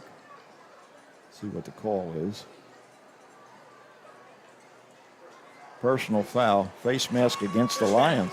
No, it's against the Lions. At least he pointed against the Lions, toward the Lions. Maybe he pointed the wrong way. No. Oh, he pointed there twice. That's not something you see very often, a face mask penalty against the offense. Yeah. Well, it was short of the first down, so I would have thought that Denison would have declined that penalty. But they go ahead and take the walk-off, which is 15 yards. So ball's back to the 20-yard line now, and the Lions will be faced with a 3rd and 19. Well, we see one-on-one Daydream Payton over here on the home sideline, so I can't help but think that he might go to see Payton on this play. They'll be looking for either one of them. He was pressured. Now he gets some room to run. Unfortunately, he doesn't have enough to get the first down, but boy, it's bringing up a 4th down and maybe manageable. I wonder if Coach Jackson might just try to go for this one to keep control of that football. Yeah, and he picked up about 13 yards there, so it looks like it'll bring up about 4th and 6. But, that's a lot of yardage to go for in case you don't get it. But at the same time, it's only 6 yards. Offense is staying on the field, Bentley. So Coach Jackson's made up his mind. I think he's going to let the clock run down a little bit and then take his final timeout. Yeah, and I think that's a wise decision to make there. Well, it gives him an opportunity to consult with his players and with his offensive coaches to come up with something that might be, a keeper for a first down conversion. Yeah. How much time do you need for a spot, Matthew?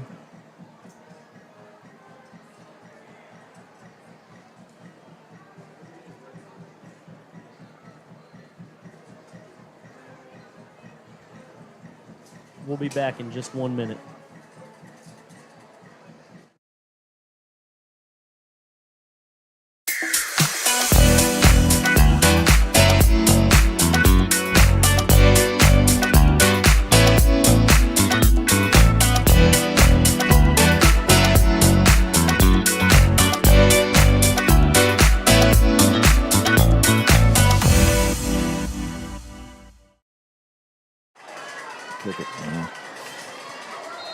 All right, we're back here. Greenville does get into punt formation.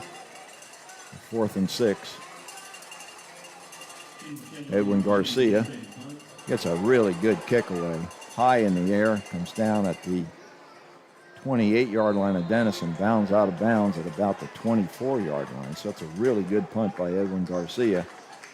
But with 2:33 remaining, this very explosive Denison offense takes the field again, enjoying a 3-point lead at this point. Yeah, and so far we've seen quite a few good plays by the Lions defense, but hopefully we can just see them make a big stop. And I don't necessarily see the Lions getting the ball back again in this half, but knowing that Denison gets it to start the second half, they're going to have to stop them here. I agree with you 100%. Can't give up any more points before the half. Denison comes out with 3 receivers split left, 1 to the right. So maybe they're looking to throw here. Rhodes takes a snap, hands to Aliman. Aliman's up the middle once again, and he's loose. Combined tackle by Blakely. But it's a first down once again for the Denison running back. He's got a huge hole that time.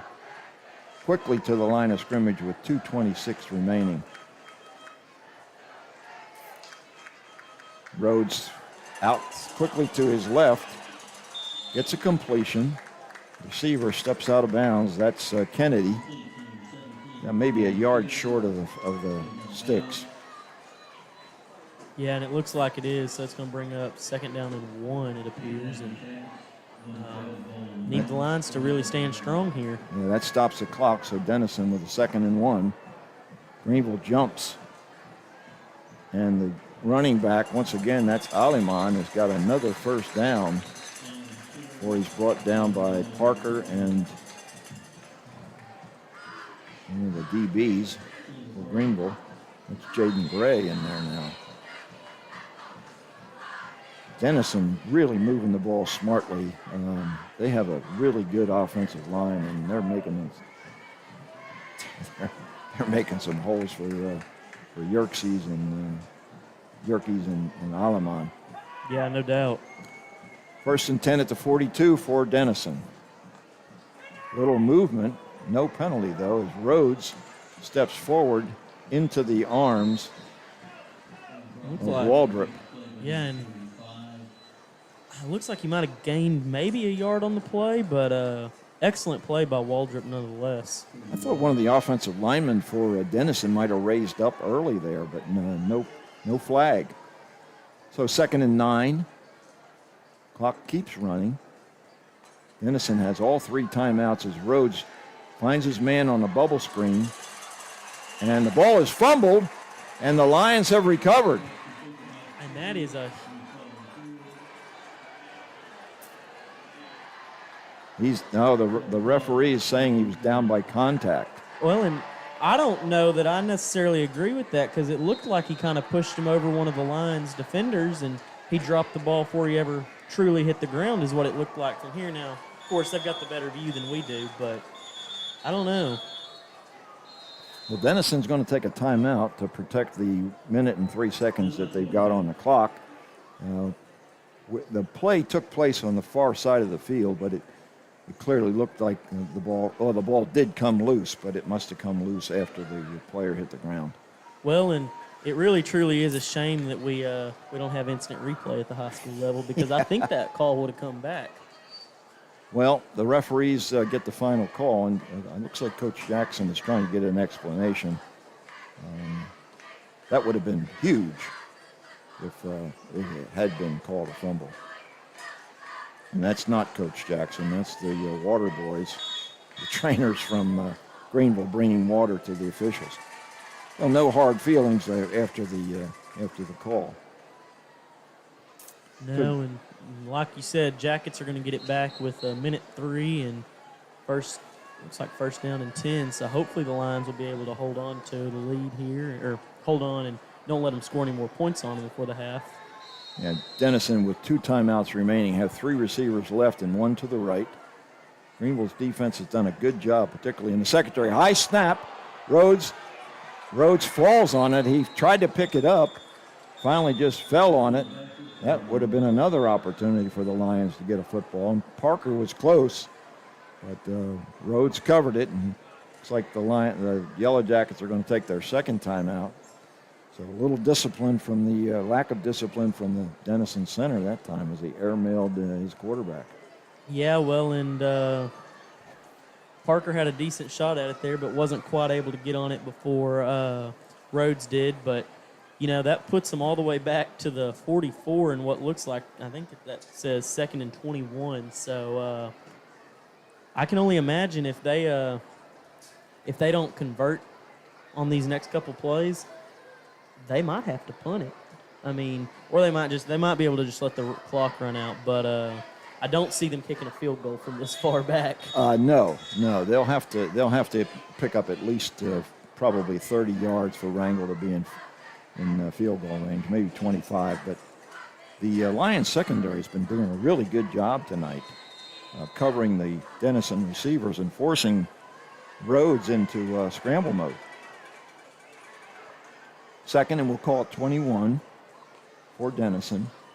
Rhodes looking, has plenty of room. Now he's scrambling left, throwing deep, and he overshoots his receiver, pretty well covered by Kendrick Blakely at about the 5-yard line. It does look like there's a flag, though, in the backfield, so we'll see what comes of that. Looks like, potentially a holding call. Well, yet another penalty. I bet we've had, 15 penalties tonight? Yeah, I mean, it's been a lot. I'm sure if David's here and comes up for the halftime interview, I'm sure he'll have a number on that. But yeah, it's been a season penalties. Just about every game we've had. Greenville, early on seemed to be pretty disciplined with respect to penalties, but here lately, both teams here tonight, lots and lots of yellow flags. You talk about second and forever. This is it, folks. Ball inside Denison territory. Rhodes rolls right and overshoots his man, Kennedy, at midfield. it looked like he almost hit. I think that's Coach Coe over there on the sideline with that ball. So barely missed him, but yeah, that's going to bring up 3rd and 32. Well, that's a long way. You wonder if Rhodes might be a little bit unnerved after that high snap, because he's typically a pretty cool customer. Yeah. Down to 40 seconds remaining here in the first half of a really good football game, just marred by a bunch of penalties. Denison now with a 3rd down and long. And they're going to give it to Yerkes. And Yerkes has got Garcia hanging on to him. And boy, he goes down hard with 3 white shirts all over him. And the Greenville coaches appreciate the gang tackling over there. Yeah, and that was a whole pride of Lions, including number 9, Edwin Garcia, number 50, Travell Oakley, who was on the play that we haven't seen yet this season, and number 59, Khalil Parker on that play. I don't think Yerkes liked it too much. I don't think he did either. I know personally I wouldn't. I wouldn't have liked it. He went down hard, so 9 seconds of clock running, so Denison would just let the clock expire, as they have a man late to the party as well. They tried to get him out there, but to no avail, and yeah, there's the whistle by the referees to signal that time has run out. So it looks like it's going to be Denison 24, Greenville 21 at halftime, and that's been one high-scoring whole first half of the game. Pretty darn exciting, no question about it. Started out with Anthony Johnson scoring a fairly long touchdown run, and just his stats in the first half, even though they kind of put the quietus on him here lately, he's probably well over 100 yards rushing, I think. Yeah, and our band is going to be performing first tonight is with a visiting team. But before they get out there, got a few scores for you. So currently, right now, Lovejoy is beating Terrell 13-7 at halftime. Melissa's up 21-14 on Crandall. Greenville is, of course, trailing Denison 24-21. But Princeton is beating Poteet 14-7, so not quite sure what happened to the 28-0 that was on there earlier. I think somebody might have reported something wrong. But, yeah, so that's what it's looking like around the district right now. Well, it's 24-21 here, and we're going to take a break. And I think when we come back, we may be watching the Greenville High School Lion Band. Matthew, take it away.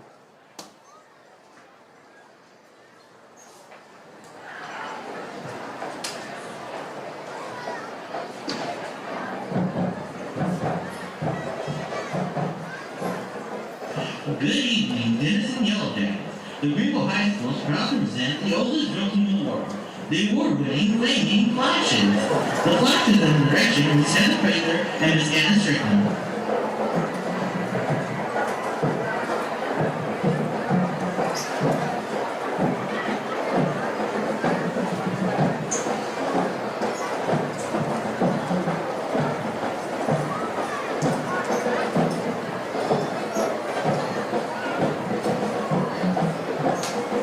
The 23-24 Flame Flash officers are Major Kiana Dixon, Major Kendra Priest. Major Laura Gibson. Major Kiera Van Winkle. Major Lindsay Castillo. Lieutenant Colonel Jetsel Davis. Colonel J.C. Dawson. Social officers are Lee Melanie Correa. Leslie Ubalde. Adriana Rios. Miranda Nahara. Flash of the week are Morelli Lopez and Miranda Nahara.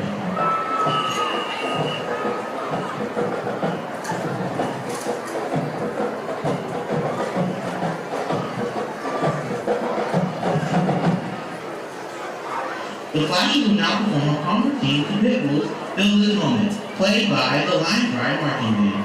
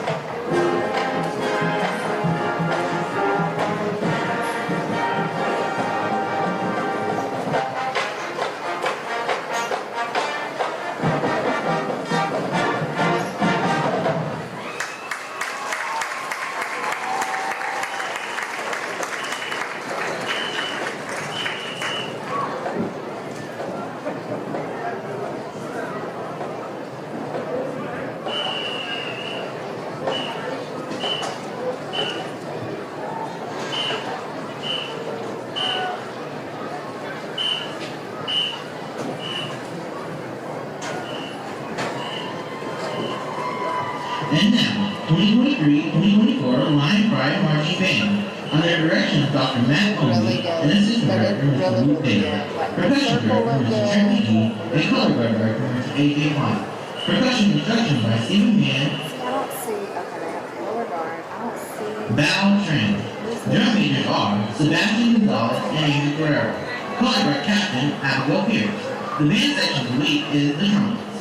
This year, the band will perform their show, Journey Through the Darkness, and now, please welcome, the Greenville High School Lion Pride Band. Make it easier to have something to prop on. It is really good.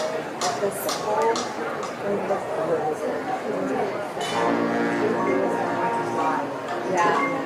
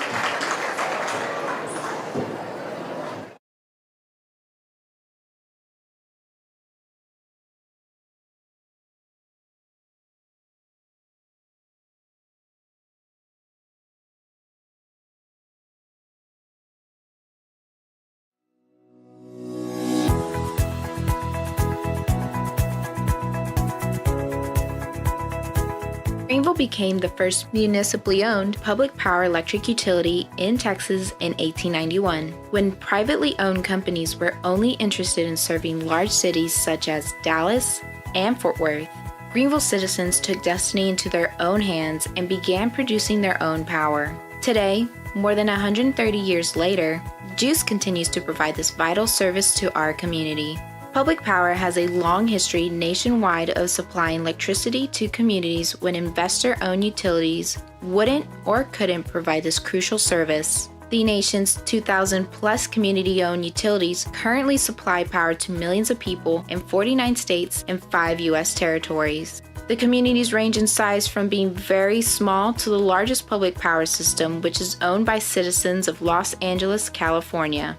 San Antonio is the second largest city in the U.S. receiving public power. Municipally owned, public power utilities answer directly to their customers. Decisions are made locally by citizens of the community.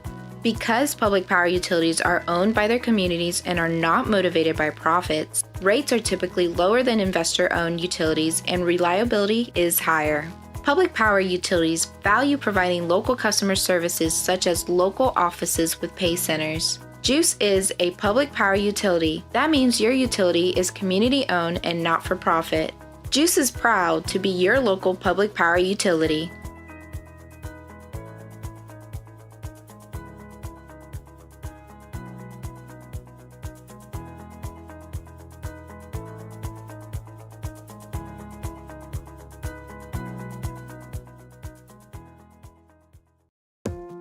When GEUS first brought high-speed internet to Greenville, the world looked like this. Today, more than 20 years later, the world looks like this. Some things change over time, and some things stay the same. Fast speed, reliability, and hometown customer service. GEUS, delivering high-speed internet to our hometown for more than 20 years.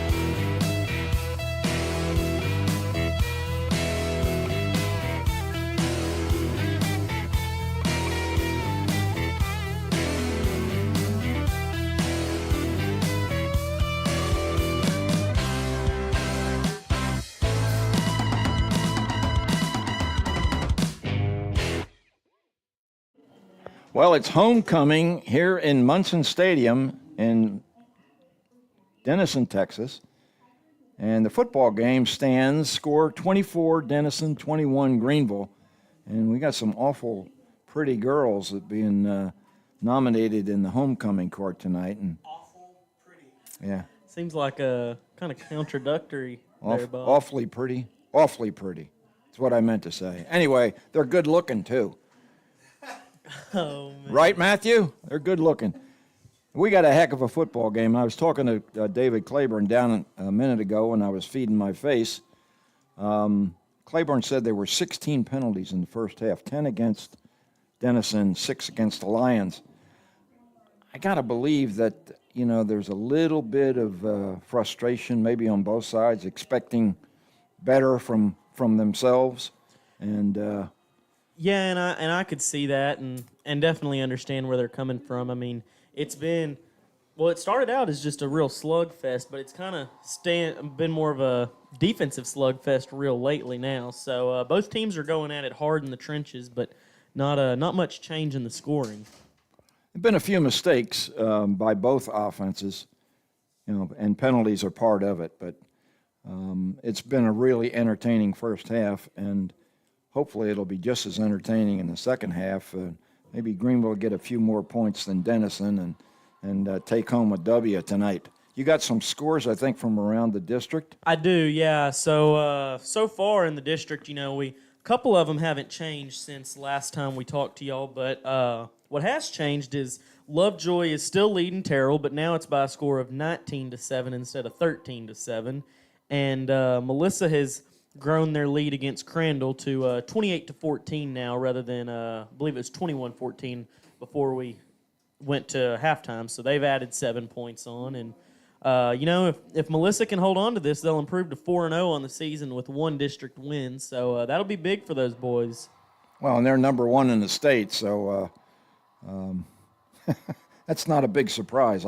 I was surprised that Crandall was playing them as close as they were when it was 21-14. But the homecoming queen has been crowned, and she got pretty excited, and she's walking with her dad, I guess, toward midfield, dressed in a beautiful orange gown.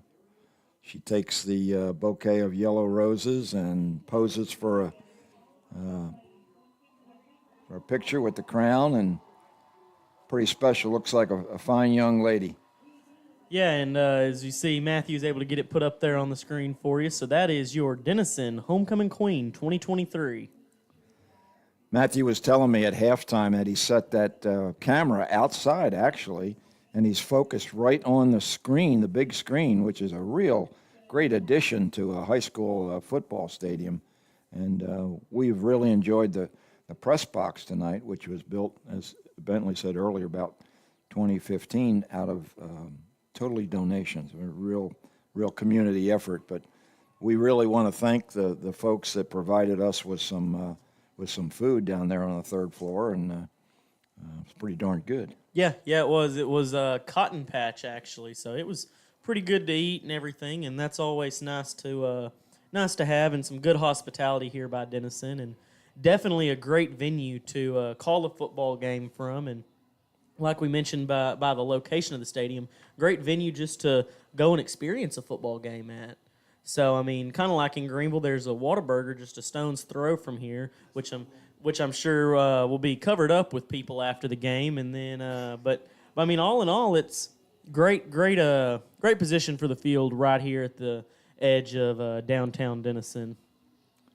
It's very homey, as we said earlier, and the hospitality has just been outstanding. Everybody we've spoken to wearing the black shirts, the black Denison shirts up here in the press box, have been extremely cordial, and we certainly appreciate it.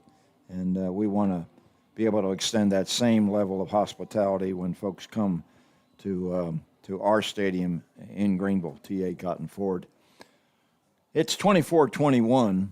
Both teams back on the field, and homecoming activities are done, so we're ready for a little bit more football.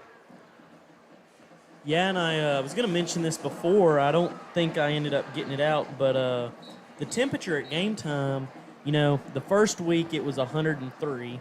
The second week it was 93. This week it was 83.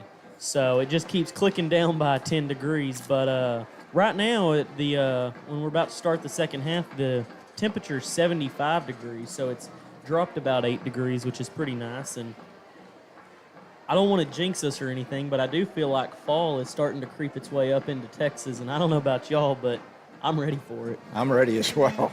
Amen. We got an amen from Matthew, and I certainly second that motion.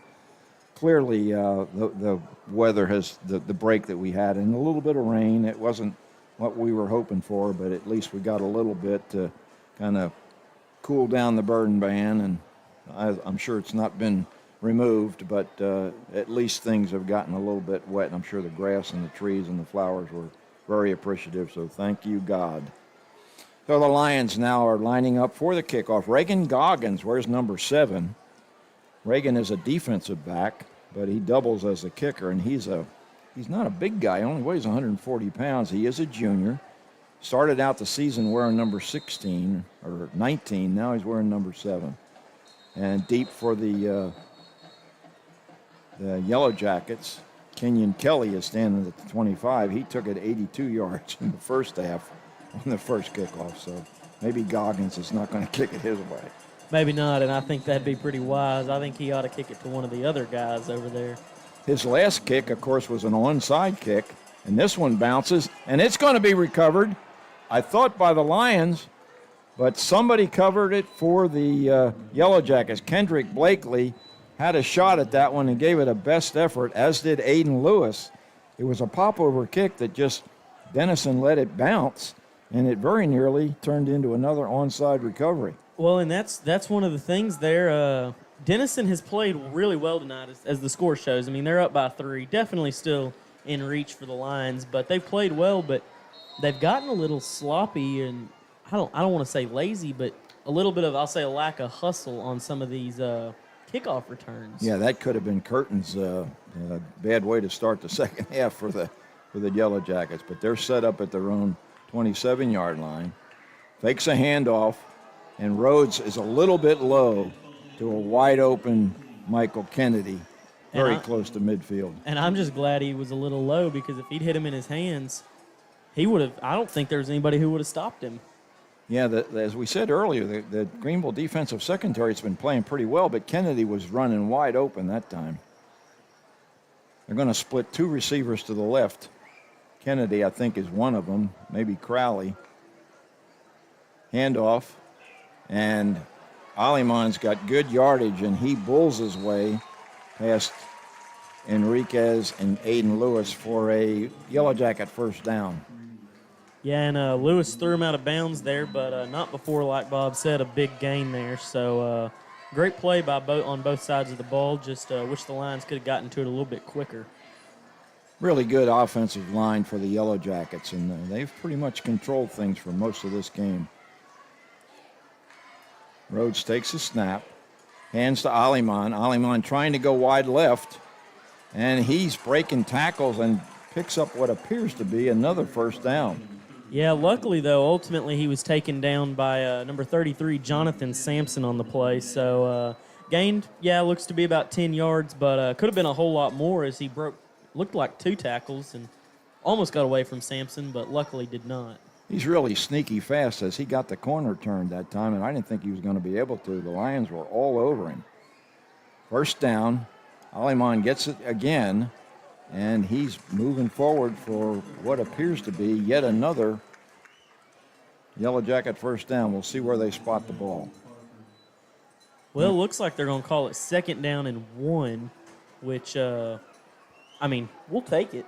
I'm glad they're calling it that, but it looked like a first down to me. Greenville really needs to stiffen and try to hold the offense of the Yellowjackets.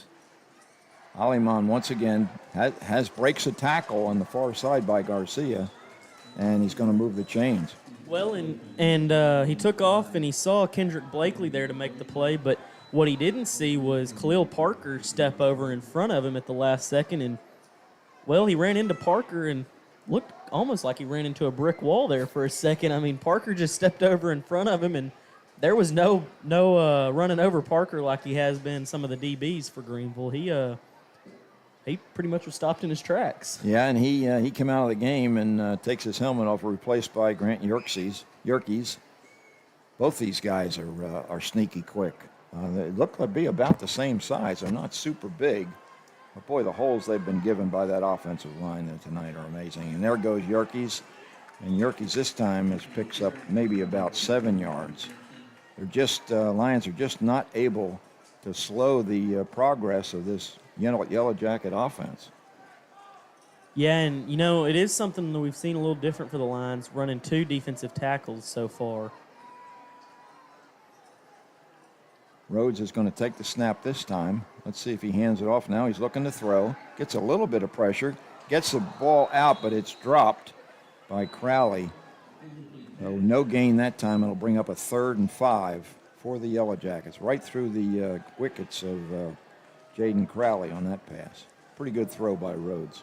Yeah, and if the Lions stop him here, is this 4-down territory, you think? I think it is. A little bit outside Rangel's range right now. One receiver split on either side for Rhodes. Rhodes hands to Yerkes, and he breaks a tackle, coming wide, and he's got another, very nearly a 1st down. Yeah, and I think they're probably going to go ahead and rule that as a 1st down as the sticks appear to be moving. So they almost had him at first, but I think it was Cody Waldrop that made the initial contact there, but he was barely able to sneak away and get the 1st down. These guys both break a lot of tackles. Now Rhodes looking. He's looking deep. He has Crowley, but he overshoots him in the corner of the end zone. 2nd and 10.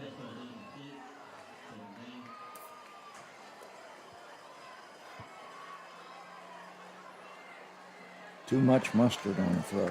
Yeah, Just a heard little that. bit too much. I just heard that from the broadcaster next door.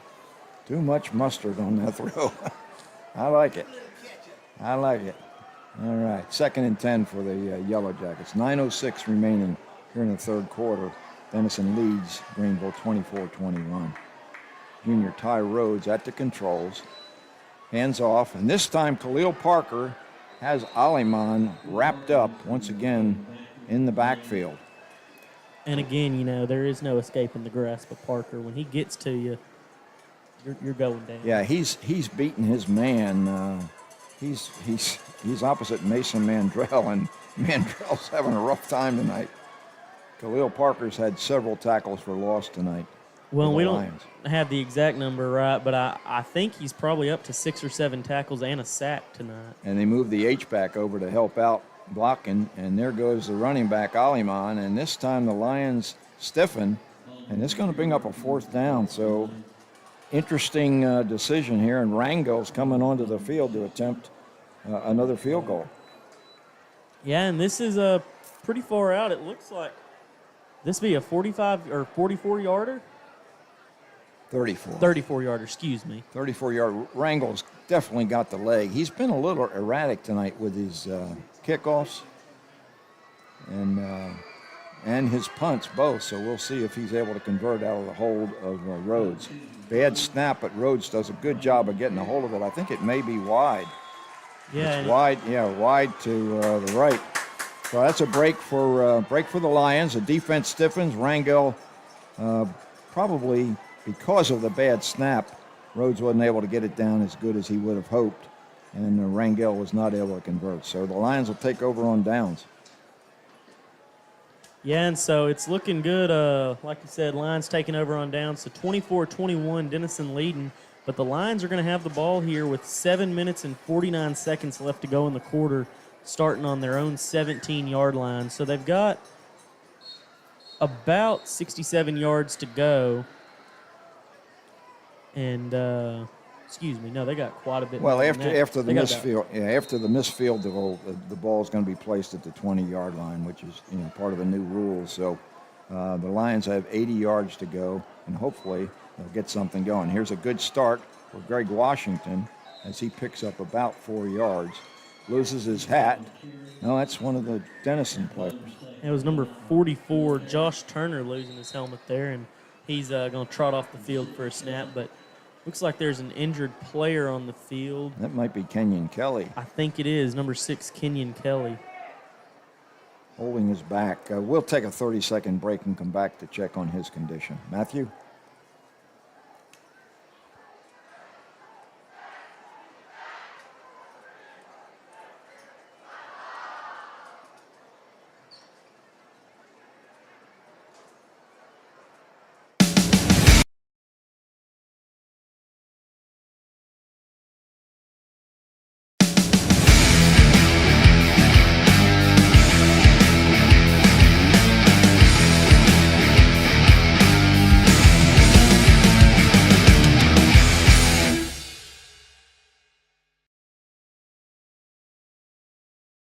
And we're back.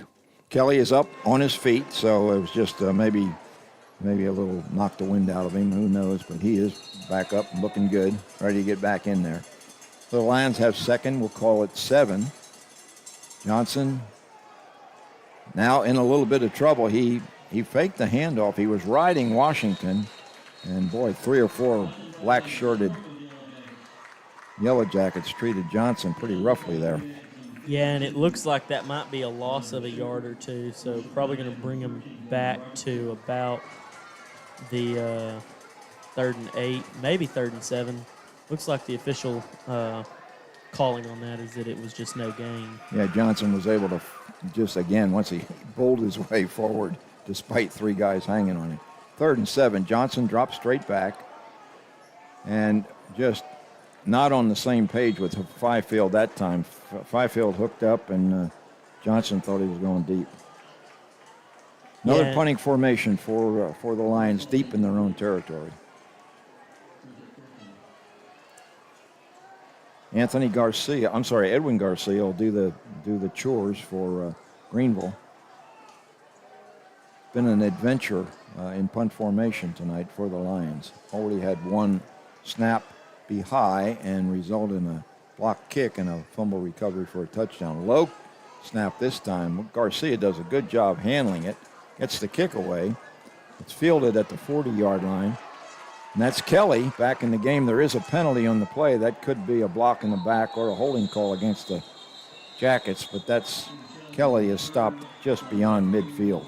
Well, and it looked like it was number 82, Nathan Michelle, that was doing the long snap in there, which we haven't seen yet this season. But one of those flags that was tossed by the refs appeared to hit him as he was laying down on the ground after trying to make the play, but diving for it, but not quite making it. Well, those flags have a little weight in them, so they fly better. It's an interesting call. Goes against Greenville. I don't understand what that is. I didn't recognize the signal. Bentley, did you? I didn't. Now the ref's saying it's against Denison. So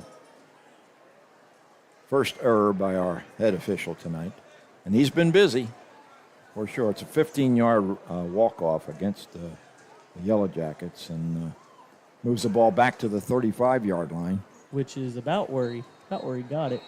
So exactly. What is that? About 17 penalties, I think, on the night. That would be 17 against the Jackets. I'm sorry, 17 penalties total. Lots of yellow flags. So Rhodes sets up shop, standing on his own 30. It's a high snap, but he hands to Aliman. And Aliman's breaking tackles, and he's up yet again, another first down for Denison. Yeah, and he was finally taken down, it looked like, by number 3, Aiden Lewis, and number 8, Daniel Renner on the play. So those two connecting again to make a play. They're running away from Khalil Parker, and I don't blame them. Aliman, once again, he's got it. He breaks 2 tackles and moves forward about 7 yards. Well, you know what's kind of funny about that play? They ran away from Parker, but he was able to shed his man and got back downfield and was still able to make the tackle. 2nd and 3, ball spotted at the Greenville 45. Defense really needs to stiffen here and try to get a turnover on downs. There's another flag. Play at the line of scrimmage. It's going to go against I think Denison. Another procedure penalty against the Yellowjackets and discipline. Yeah, it looks like it's going to turn that 2nd down and 3 all the way back to a 2nd down and 8. So you know they hate that down there. And the Lions defense have to really respect their lanes now and try to shut down this really explosive running game that Denison has displayed tonight. 5:43 remaining, the clock running here in the third quarter.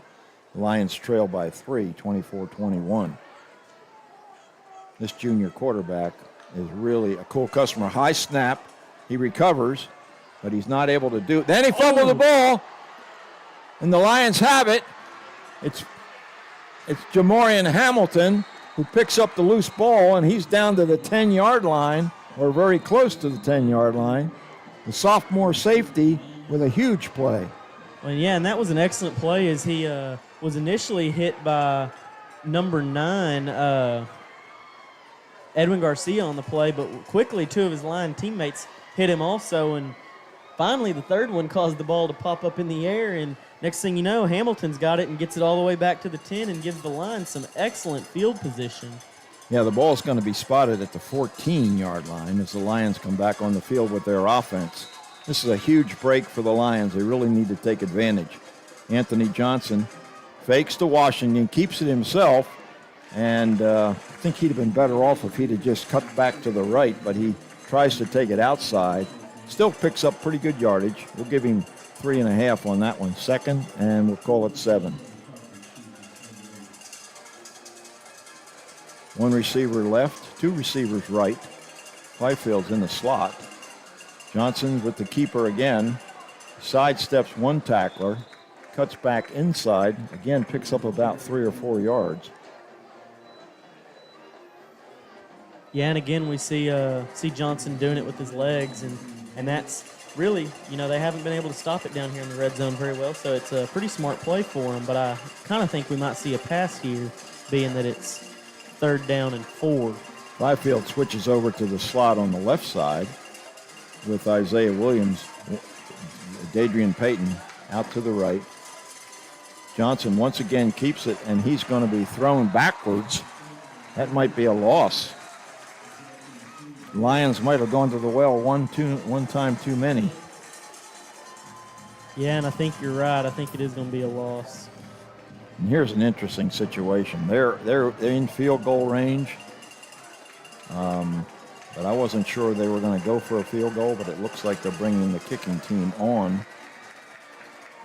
And I think you've got to, because you gotta at least get a tie here, and being that it's 4th and 5, they don't want to risk not getting it. And Just has got the leg to get it here, so hopefully he'll be able to. Byfield's going to spot it at the 17-yard line, so it'll be a 27-yard attempt. And it was good. Nick Just converts, and we've got a tie ball game. Brings it to 24-24. All tied up, like he said, with 3.5 minutes left in the third quarter. And we'll take a break.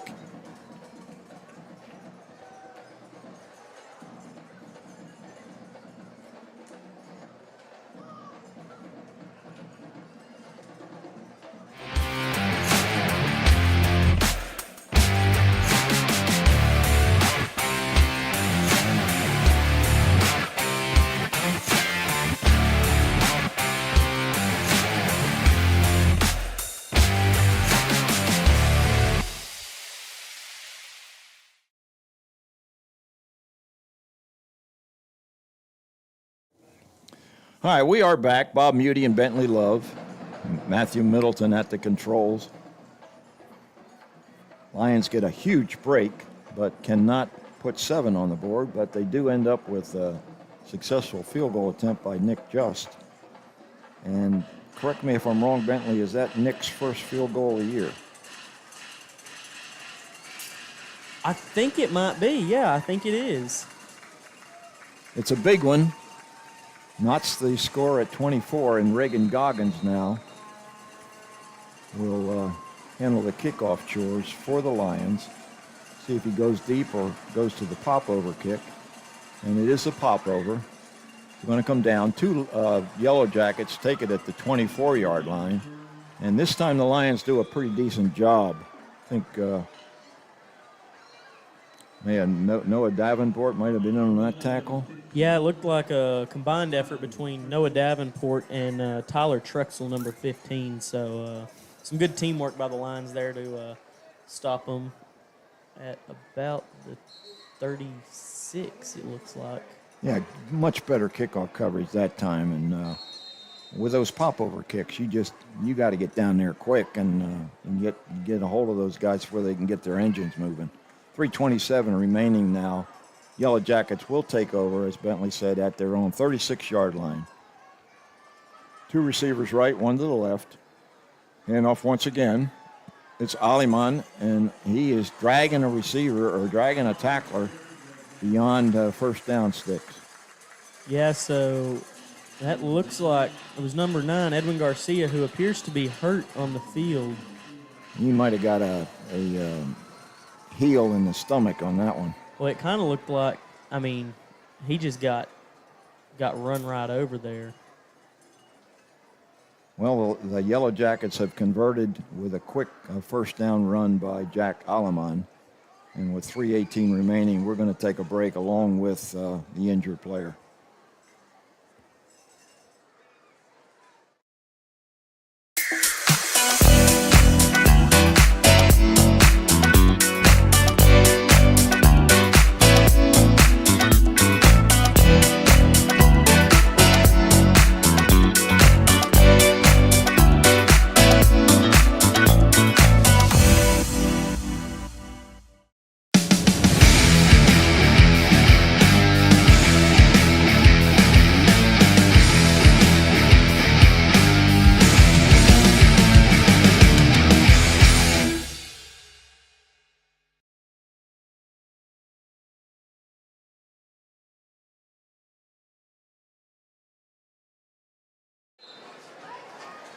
Ready when you are, Matthew. All right, and we're back here at Yellowjacket Stadium as we saw number 9, Edwin Garcia, go off the field. He walked off mostly under his own power, so hopefully he's going to be all right, which is always good to see. Rhodes now with a 1st and 10. Ball at the 47-yard line. Straight up the middle goes the running back, Aliman. And Aliman is loose, breaking tackles, finally tackled at about the 17-yard line of Greenville. Yeah, and that was number 8, Daniel Renner, on the play with a little bit of assistance from number 16, Caleb Yost. So as we see, number 33, Jonathan Sampson, trot off the field. And right to the line of scrimmage go the Yellow Jackets. Once again, Aliman's got the ball. He sidesteps one tackler and almost steps out of bounds, decides to try to go for the end zone, and he gets tackled at about the 2-yard line, and another yellow flag hits the ground. And it looks like they did rule him out of bounds, but then quickly threw a couple flags. So I don't know if that's going to be on a late hit by the Lions or what, because I'm sure there was a whistle blown, but I'm sure they'll let us know here in just a second. Dead ball foul, personal foul against the Lions. So that'll be half the distance. Won't be many yards, but it's going to set up a 1st and goal for Denison. 2:28 remaining here in the third quarter of a 24-24 game. Jack Aliman has had a huge series, but he's on the sideline now, replaced by Grant Yerkes, who's about as good as he is. Yeah, they definitely have a tremendous duo back there in the backfield. 1st and goal, 4-yard line for Denison. Pitches to Yerkes, and Yerkes is running to the pylon, and he makes it into the end zone for a touchdown. Denison 30, Greenville 24, with the placement upcoming. So the Yellow Jackets once again move pretty smartly down the field, using the running game primarily. Aliman and the touchdown to Yerkes. Yeah, well, when you can run the ball as good as those boys do, not much of a need to use much else. Here's the attempt by Rangel. Kicks up and good. 31 Denison, Greenville 24. Timeout on the field. We'll take a break as well.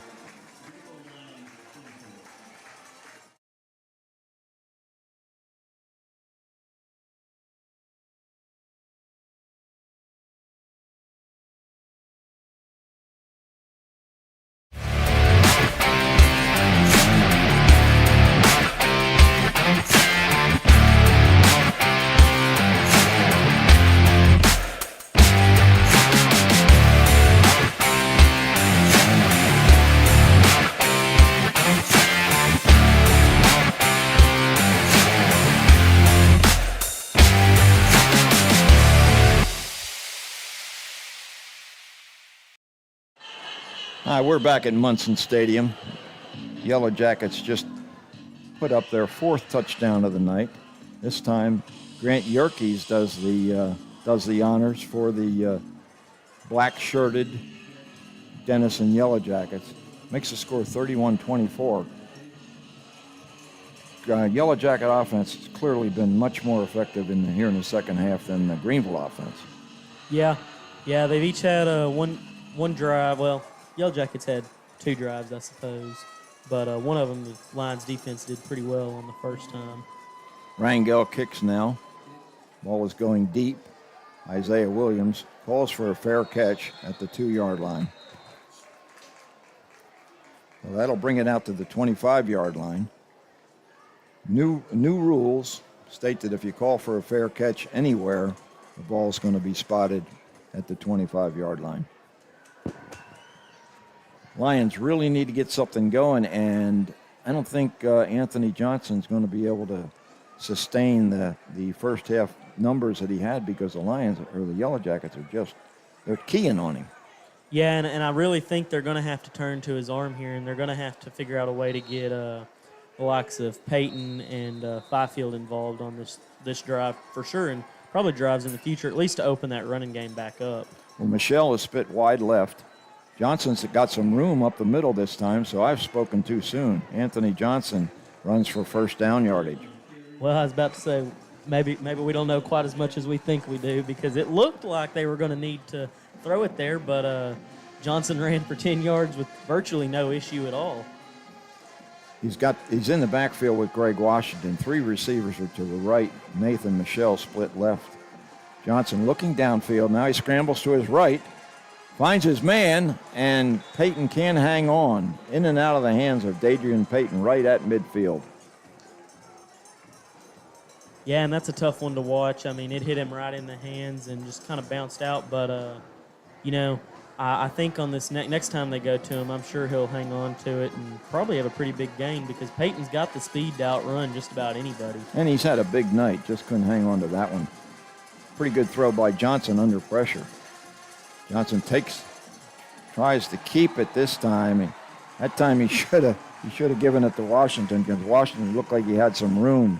But 2 black-shirted Yellowjackets just destroyed Anthony Johnson for a 4-yard loss.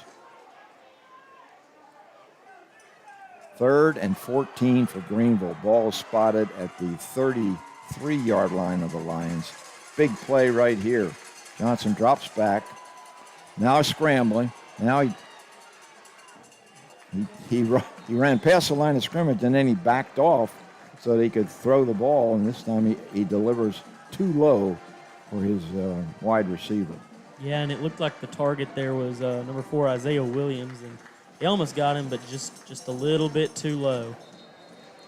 And that's going to force the Lions into yet another punt formation. Fortunately for the Lions, Garcia is on the field. We have an injured Yellowjacket. Looks like possibly a cramp issue at the 46-yard line. So we'll take a break and be right back.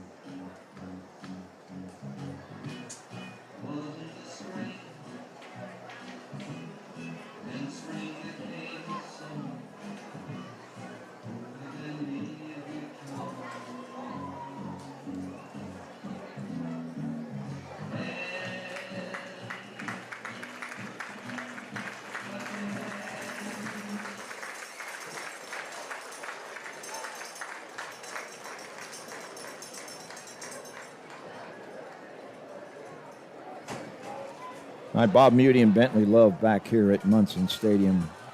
Score reads Denison 31, Greenville 24. Greenville in punt formation.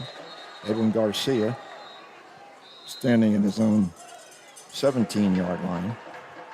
Nathan Michelle, as Bentley indicated, now doing the deep snapping for the Lions. 107 remain here. Lots of pressure on another block punt, and it's being finally picked up by Denison, and that is a death blow right there. I'll tell you what, the punt defense team for Denison is extremely fast, and they got in and blocked another one, and 3 or 4 guys once again had a chance to pick that one up, and finally somebody got it and got in the end zone. Yeah, and I was a little worried there for a second that Garcia might have been hurt on that play because when they were blocking, they hit him, and he kind of popped up in the air, and he's limping off, but looks to be okay. Rango's kick is not the best in the world, but it's up and through. 38-24, and that is huge. That's 2 fumble recoveries after block punts. That's 14 points, and that's a difference in the game. Not if they block it. Yeah. Now when you block a punt, you can't rough the kicker. It's just 14 points on turnovers. Lions had a turnover opportunity here just a minute ago after a nice fumble recovery by Jamorian Hamilton and return to the 14-yard line, but they could not push it in. Settled for a field goal. Now, after that touchdown, they trail by 14 points with 58 seconds remaining in the third quarter, and this is a huge hill to climb now, Bentley. Yeah, and it is, but they were trailing 10 at one point, and they were able to climb out of that one. So this one's a little bit bigger. They got to have 2 touchdowns instead of a touchdown and a field goal, but I do think it is possible. I mean, there is still a whole almost 13 minutes left in this game, and we know that 13 minutes is a long time. Sure is. And, Greenville's, they got plenty of speed. They've been known to run kickoffs back for a touchdown, very much like what Kenyon Kelly did for Denison early in the game. Here's Rango's kick, and Williams watches it go into the end zone. So there won't be any run back, and Lions will take it over at the 25-yard line. 58 seconds left in this third quarter. Been a really, really exciting game, and we knew that Denison would be a strong offensive team, but boy, I'll tell you what, the guys up front for the Yellowjackets have done an outstanding job for Rhodes, Yerkes, and Aliman. These guys are picking up big, big rushing numbers tonight. Yeah, they really, truly have, and they're giving them a pat on the back after each play because without that awesome offensive line, those running backs aren't doing what they've done tonight. Yerkes and Aliman take those guys out to Whataburger after the game. I think they should. Now, although that would be a lot of food to buy. Hey, and those guys probably like to eat. Johnson on first down, looking deep, and he overshoots Payton, but Payton was held right at about midfield. 2 flags on the play, so I'm sure at least one of those has got to be for. It looks like both of those are probably going to be for that holding. With the defensive pass interference these days being a 15-yard penalty in high school and college, that's a good play by the defender because he was clearly beaten by Payton. And had he not grabbed his jersey and slowed him down, probably would have been a touchdown. Yeah, no, most definitely. Instead, it's a 15-yard penalty, and the Lions will get a first down.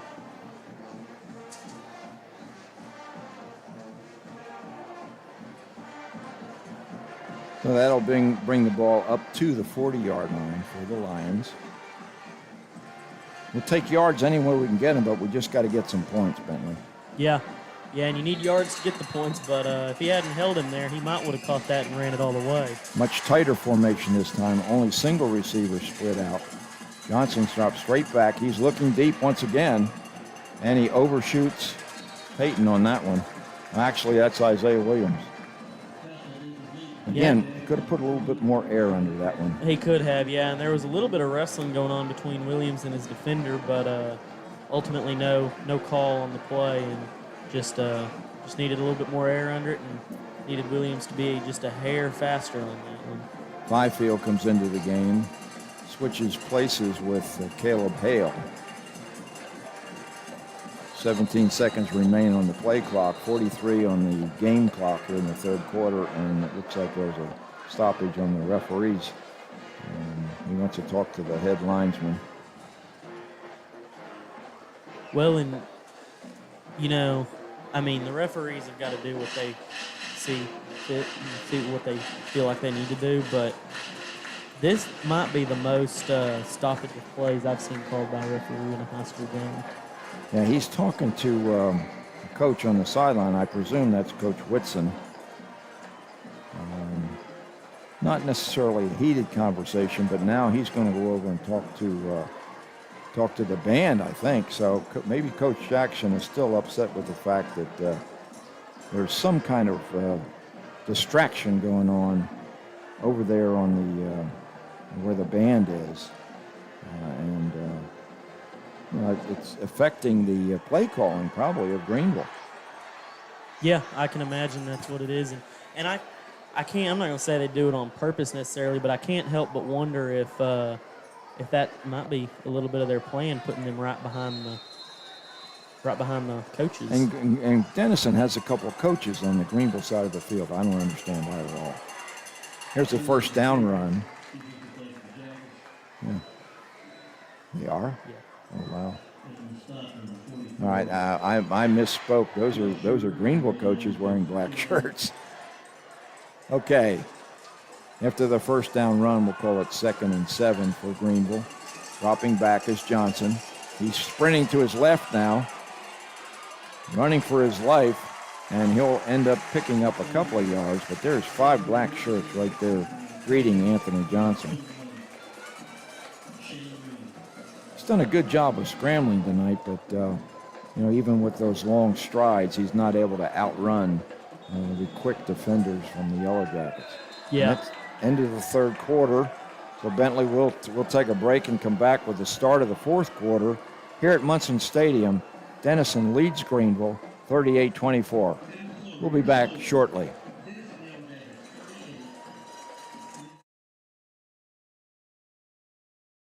Careful use of our energy resources is a GEUS priority, and we know that saving money as well as energy is important to our customers. Did you know that you can save money year-round by making small changes to your thermostat? Save money and energy year-round by installing a programmable thermostat. Program a setting comfortable for your whole family while you're home. Program the thermostat while you are away 7 to 10 degrees or more cooler in the winter and warmer in the summer. According to the U.S. Department of Energy, you can save as much as 10% per year by doing this. Weather impacts our heating and cooling costs, causing our units to run more, especially during extreme temperatures. Adjust your thermostat just 4 degrees from your normal settings during extreme temperatures to conserve energy and save on your utility bill. Consider energy efficiency updates to your home to help improve comfort and savings. Improvements like sealing cracks around doors and windows and upgrading attic insulation keeps your cooling or heating in when you need it. GEUS Customer Service is ready to serve and assist you any way we can. Call 903-457-2800 or visit our website at www.geus.org.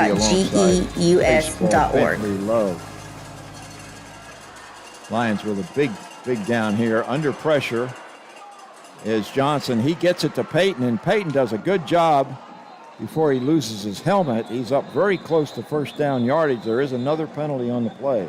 Yeah, there's 2 on the play, so see what those are.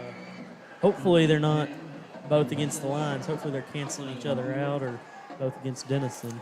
Well, impressive run after the catch by Dadrian Peyton. He was dragging defenders beyond the yard to gain, and I think he's made the yard to gain. However, we'll have to see what the penalty is.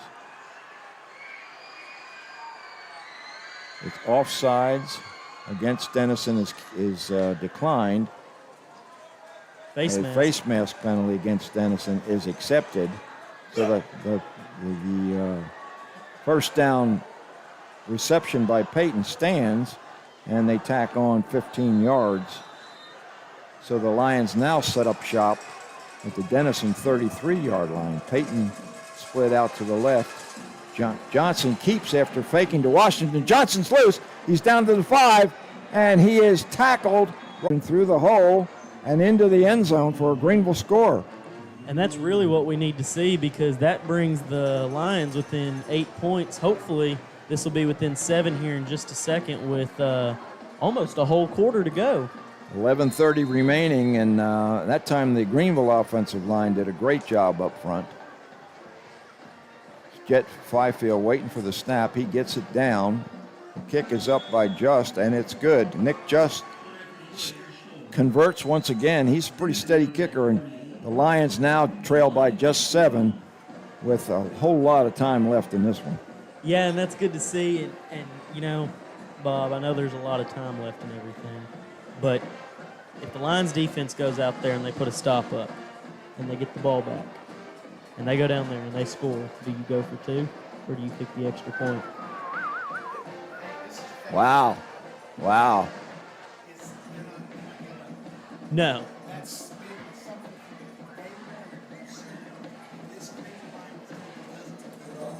Yeah, I know, and that's great. We don't want to see him give up, and because I mean, as long as you keep your head in the game and keep your heart in the game, there's always a chance for you to come back.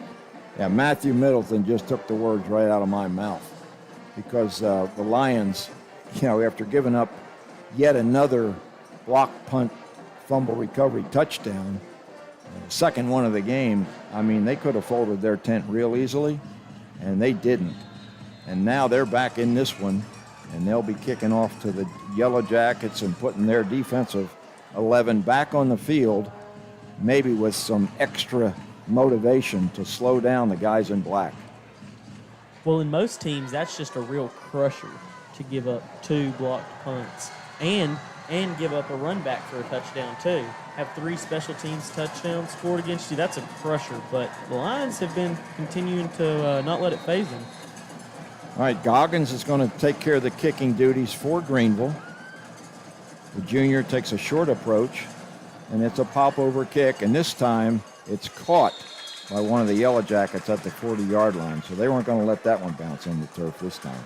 No, and that looked like number 53, Chase Markham, and I think that was a good decision by him. Well, good decision for the Yellowjackets for him to not let it bounce, because the last couple times it's bounced, the Lions have either recovered it or gotten extremely close to recovering it. Lions did have an onside kick recovery in the first half. Unfortunately, they were not able to convert it into points. Ball now is going to be spotted at the Denison 39-yard line for the Yellowjackets. And this junior quarterback, Ty Rhodes, has shown me something tonight. He's a pretty fine player. This time he steps back. He looks to his right, a stop pattern to Crowley. And Crowley steps out of the tackle, and he's down to the 15-yard line. I thought he was out of bounds. So did the defender. Well, and to me, that's just, I mean, that was a good play by Crowley, but I think too, you gotta, I mean, if you're the defender, you gotta just try and wrap him up there, not try and blow him up. Yeah, that was clearly a mistake. This time, Aliman gets the ball, and he runs in some white shirts that time. Got a little resistance, but boy, what a big play by Jaden Crowley. Knocking on the door of the Denison Yellowjackets once again after a huge play. Once again, Crowley gets the pass, sidesteps the defender, and once again gets close to first down yardage. Yeah, and that was number 9, Edwin Garcia, and I'm not sure who the other guy was on that play, but working together to force him out of bounds there. He's pretty shifty over there. He planted his foot and just stepped right past the defender. 3rd and inches, and there's Grant Yerkes, and Yerkes is trying to get to the end zone, but a host of Pride Lions finally hauls him down after a first down gain, so it'll be 1st and goal at about the 3-yard line. Yeah, and he thought he was going to get it, but the Lions had other ideas. Too many of them to call a number on that tackle. 10:27 remaining now. Knocking on the door. are the Denison Yellowjackets. Talk about needing a goal line stand, Bentley. You need one here. Yeah.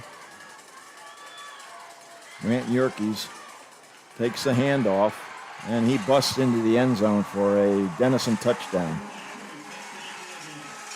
The high-scoring nature of this one continues, as that's a 44th point for Denison.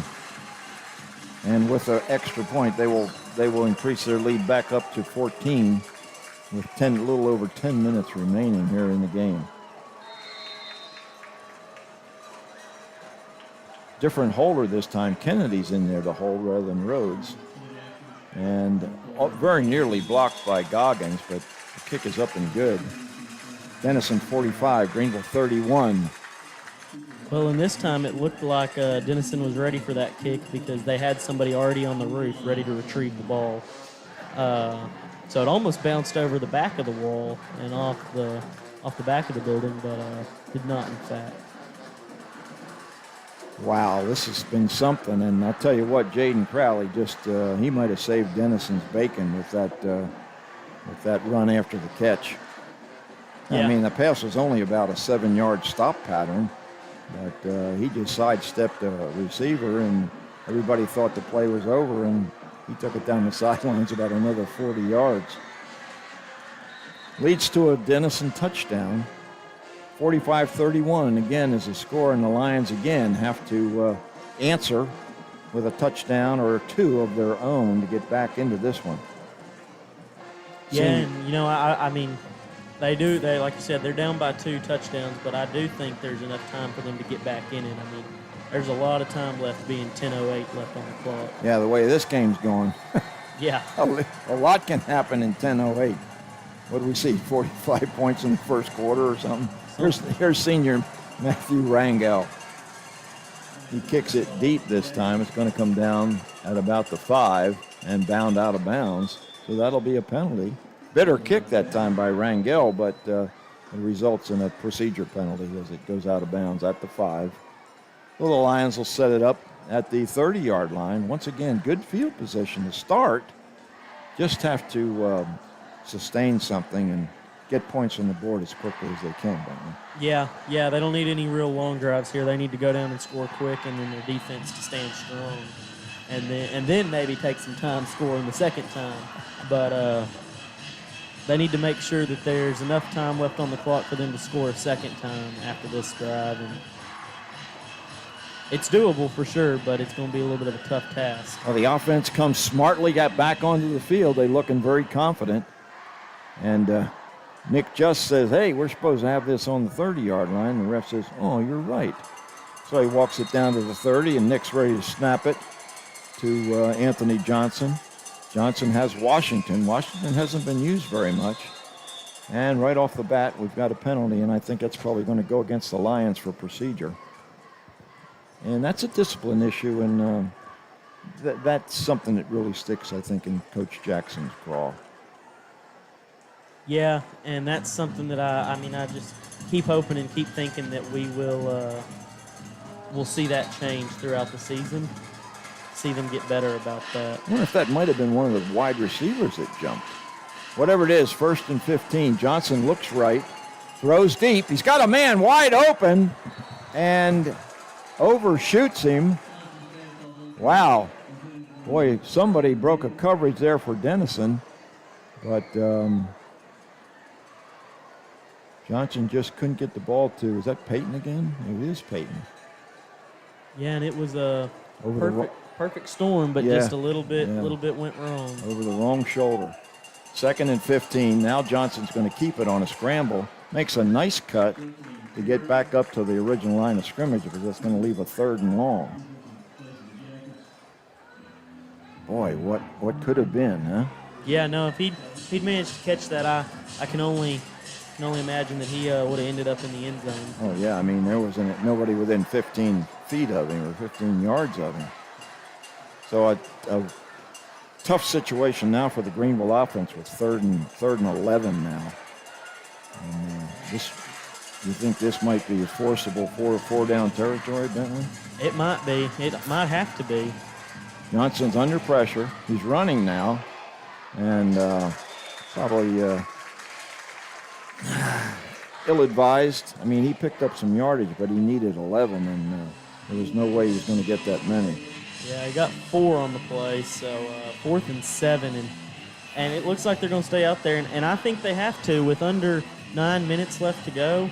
I don't think you have a choice other than to, nope, I stand corrected. Well, Coach Jackson feels like there's enough time on the clock that maybe they can get a stop, get the ball back. Boy, I'll tell you what, the way this Denison offense has been operating, they're going to be tough. Yeah.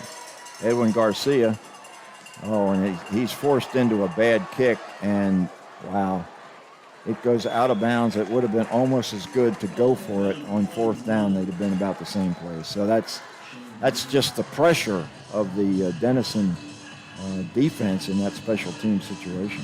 Yeah, no, you're right, and it got back there quick, and I mean, sometimes once you start hearing footsteps, you start getting a little bit rattled. Yeah, you can't blame Garcia. I mean, he's really done a nice job when he's being able to get the punts away up until that one. But boy, that's hurtful. The punt probably is maybe a net of a yard or two. So Ty Rhodes is able to set up shop in really good field position in Greenville territory. And as expected, he hands to Aliman, and Aliman's bouncing outside, and he takes 2 guys with him as he goes down at about the 23. Yeah. Jack Aliman's having a big night. He is. Both Alleman and Yerkes are having a big night. Seniors are doing good on homecoming. A high snap, but Rhodes handles it, gets it out to Crowley. And Crowley is immediately taken down by 2 Greenville defenders, but not before he's got another 1st down. Well, and it looks like that's going to be a flag, most likely on Tommy Stretch, for probably unsportsmanlike conduct. But there's 2 flags on the play, so could be going one against each. But a little bit of a scuffle broke out at about the 20. And Mario Valentine comes back in to replace Stretch. The Greenville defense has had plenty of a challenge tonight. Yeah, Offsetting penalties, we had personal foul penalties against both teams. But the 1st down stands because that was after the play with the shenanigans. 1st down Denison, ball spotted, we'll call it the 16 or 17 yard line of Greenville.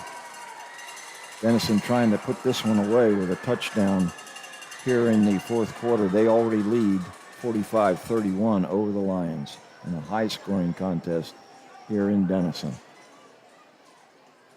Ty Rhodes takes a snap. There's some movement on defense. I think there was offsides. And bouncing through the hole once again is Jack Alleman, and he picks up a good piece of yardage. Yeah, and he spun past one defender, but number 23, Jaden Johnson, was there just waiting on him and brought him all the way down. This is the kind of night that the quarterbacks like to have. All they have to do is hand the ball off.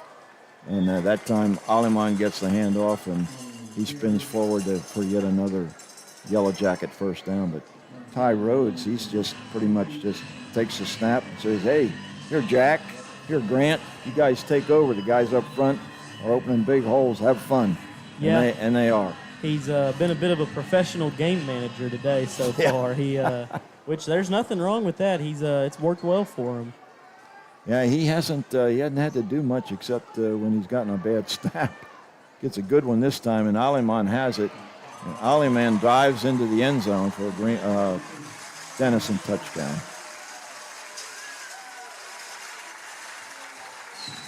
So the Yellowjackets cracked the 50-point mark for the first time this year. 51-31, they lead by 20 now. 6:51 remaining here in the 4th quarter. Rhodes back in to do the holding. Gets it down, and Rangel's kick is up. And Rangel's kick is good.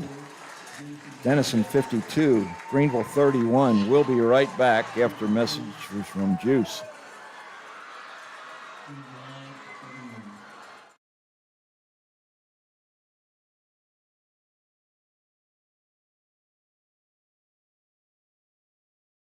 New, better, fast.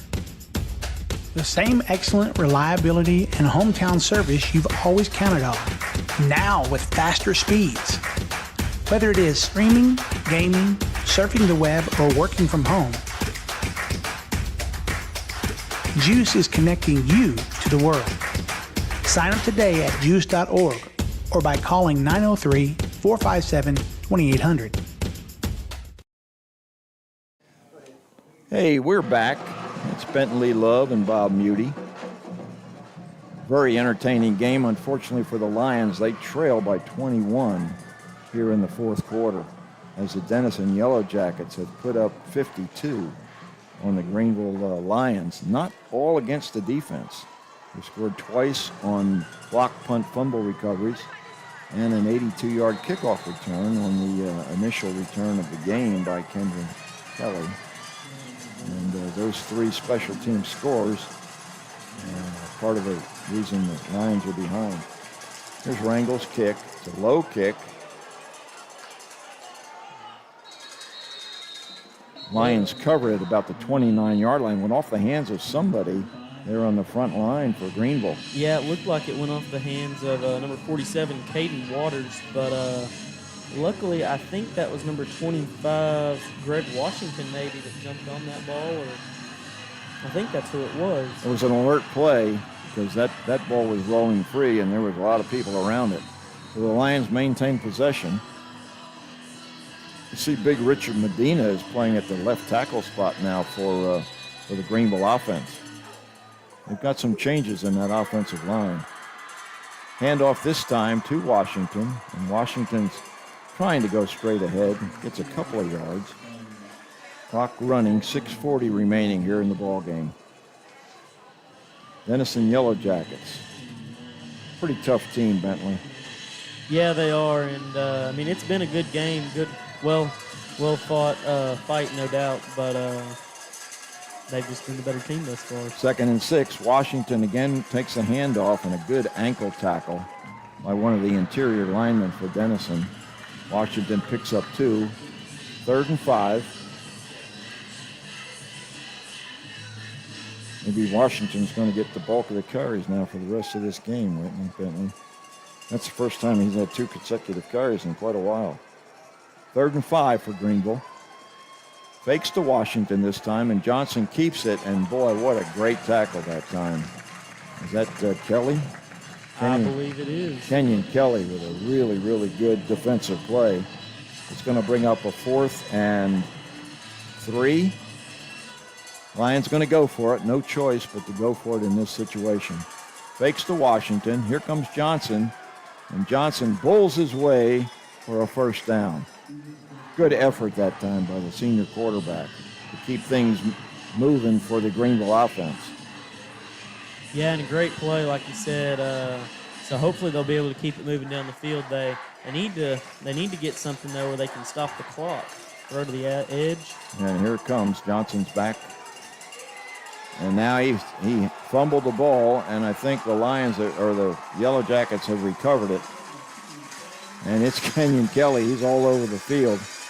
Johnson trying to make something happen, and just the ball got knocked out of his hands as he was attempting a pass.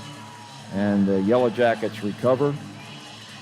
And that probably is going to do it for this one, Bentley. Yeah, I fear you're right. Had some potential there, but the window was shut real quick. Like you said, they were trying to get a pass play into the offense, get that play stopped if it or clock stopped if it was incomplete. But Johnson waited a little bit too long to get that one off. And now here come the reserves for the Yellowjackets. In at quarterback is number 12, Axel Mitchell. He's a sophomore. Throws the ball really well. We were watching him before the game, and he's in pass formation. Gets a good pass off, but it's broken up at about the 5-yard line. Yeah, and it looked like that was number 3, Aiden Lewis there making the defensive play. So big play by Lewis, keeping them from getting some good yardage and potentially another touchdown there. That'll be 2nd and 10 for for the Yellowjackets. They lead 52-31 with 5 minutes remaining here in the ball game. Handoff this time. Got a reserve running back. Again, gets good yardage. Try to pick up the number on that running back.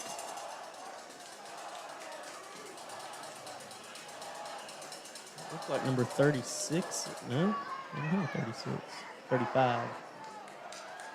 Pass this time a little bit short by Mitchell. It'll be a 4th down. Yellowjackets will probably go for it. I don't think this is a field goal situation. Coach Whitson probably wants to get his reserves an opportunity to make some noise in this game. And the Greenville defense just needs to keep that from happening.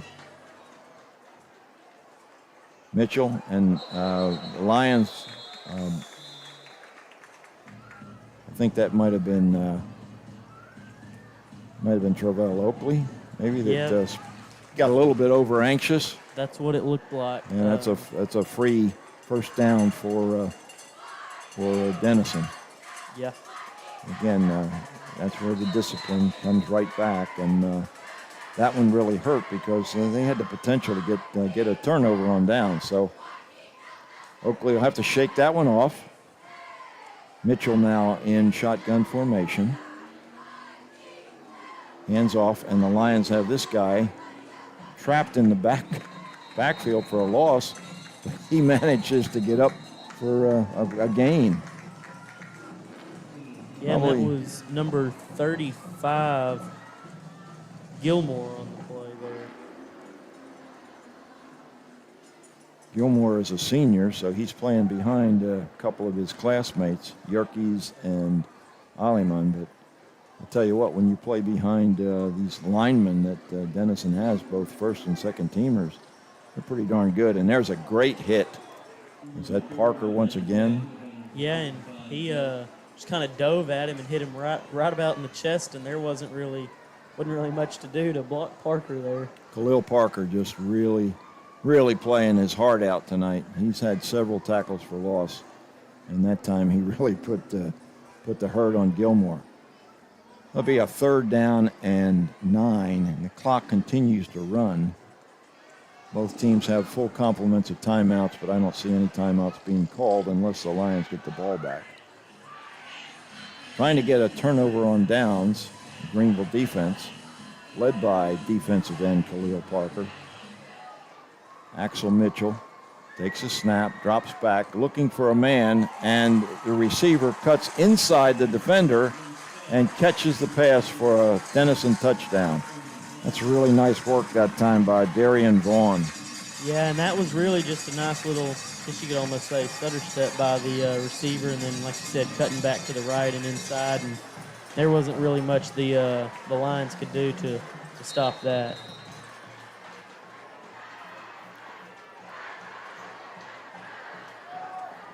It's probably been a while since Denison had this many points scored by their team. There's a high snap, and Rhodes can't get it down, and Rangel looked like he kicked Rhodes in the hand, but hopefully the quarterback is not hurt.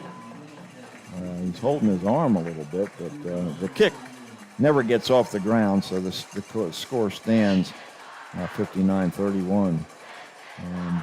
The Yellowjackets just putting the hurt on the Lions here late in the game.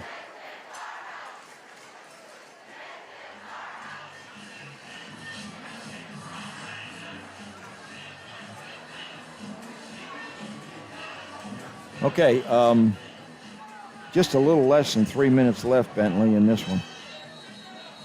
Yeah, and it's been quite the game.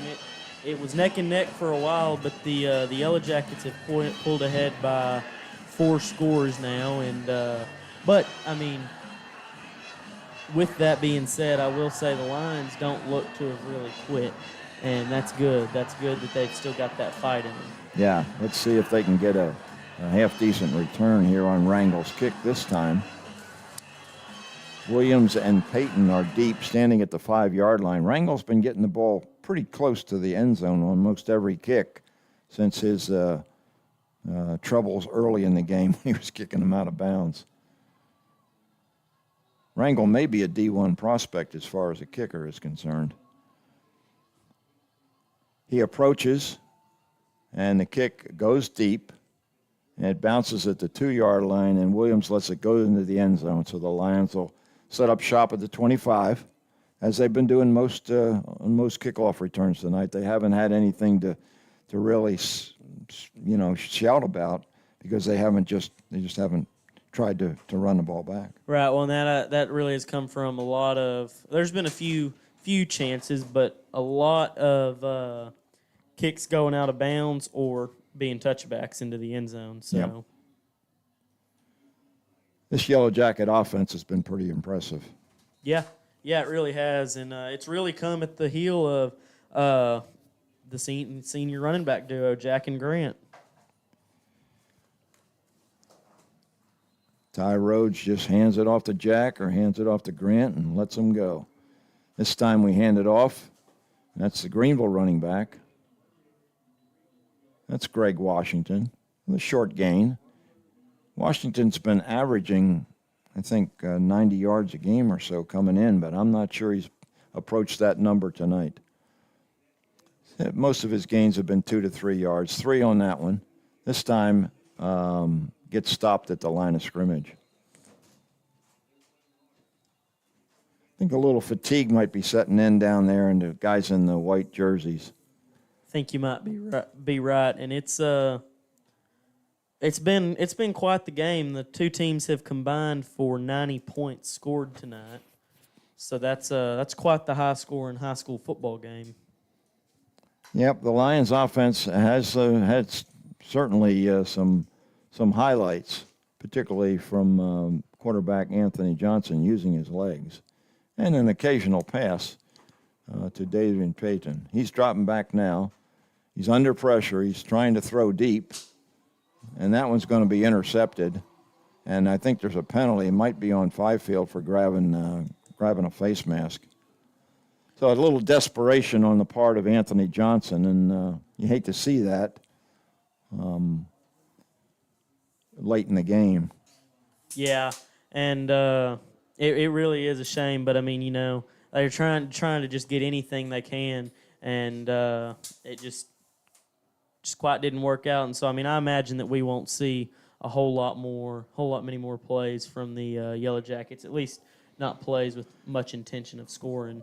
Yeah, I would think since the reserves had their opportunity and got the touchdown, I would think Coach Woodson will go into the victory formation, and this one will be over in another minute and 40 seconds. Yeah, I will say so far this game right here, to the best of my knowledge, has been the highest scoring game in our district. Lovejoy went ahead and went on to beat Terrell 34-20. Melissa's leading Crandall 57-28. So Crandall was right there with them neck and neck for a while, but Melissa has ultimately pulled ahead. And, I don't have an updated score for the Princeton-Poteet game. It has not been updated since the first quarter. So Max Prep still says 14-7, but I'm going to go out on a limb here and say that's probably changed. Yeah, I think you're probably right, because the Greenville score is still showing 24-21. Which was the halftime score. And we know that's certainly changed big time. Yeah. Yeah, it's funny. Nick just runs out on the field like, hey, man, let's go. We're going to go get them. And that kind of attitude, that's kind of catchy sometimes. So hopefully the Lions will be able to do something. They did get a first down somehow. There must have been a penalty on the play after the interception. Yeah, to me it looked like the penalty might have been on a face mask against Fifield, but I guess I must have seen something wrong, and it had to have been against the Yellow Jackets. Yeah, well, that was nice of you to say. I'm the one that misspoke, but in any case, it's second down now. The ball is spotted at the 35-yard line for the Lions. Washington gets the carry. He breaks a tackle, and he gets almost 5 yards this time. Greg Washington, junior running back, running hard, just not being able to find that opening that allows him to be sprung for a huge one. Clock running now at 45 seconds. Anthony Johnson now says up the play clock. Referee calls the play clock back up to 40 seconds. Johnson doesn't appear to be in any huge hurry. He's looking to his right. He finds his man. That's probably Peyton if I had to guess, and Peyton's got a first down, so that'll move the chains.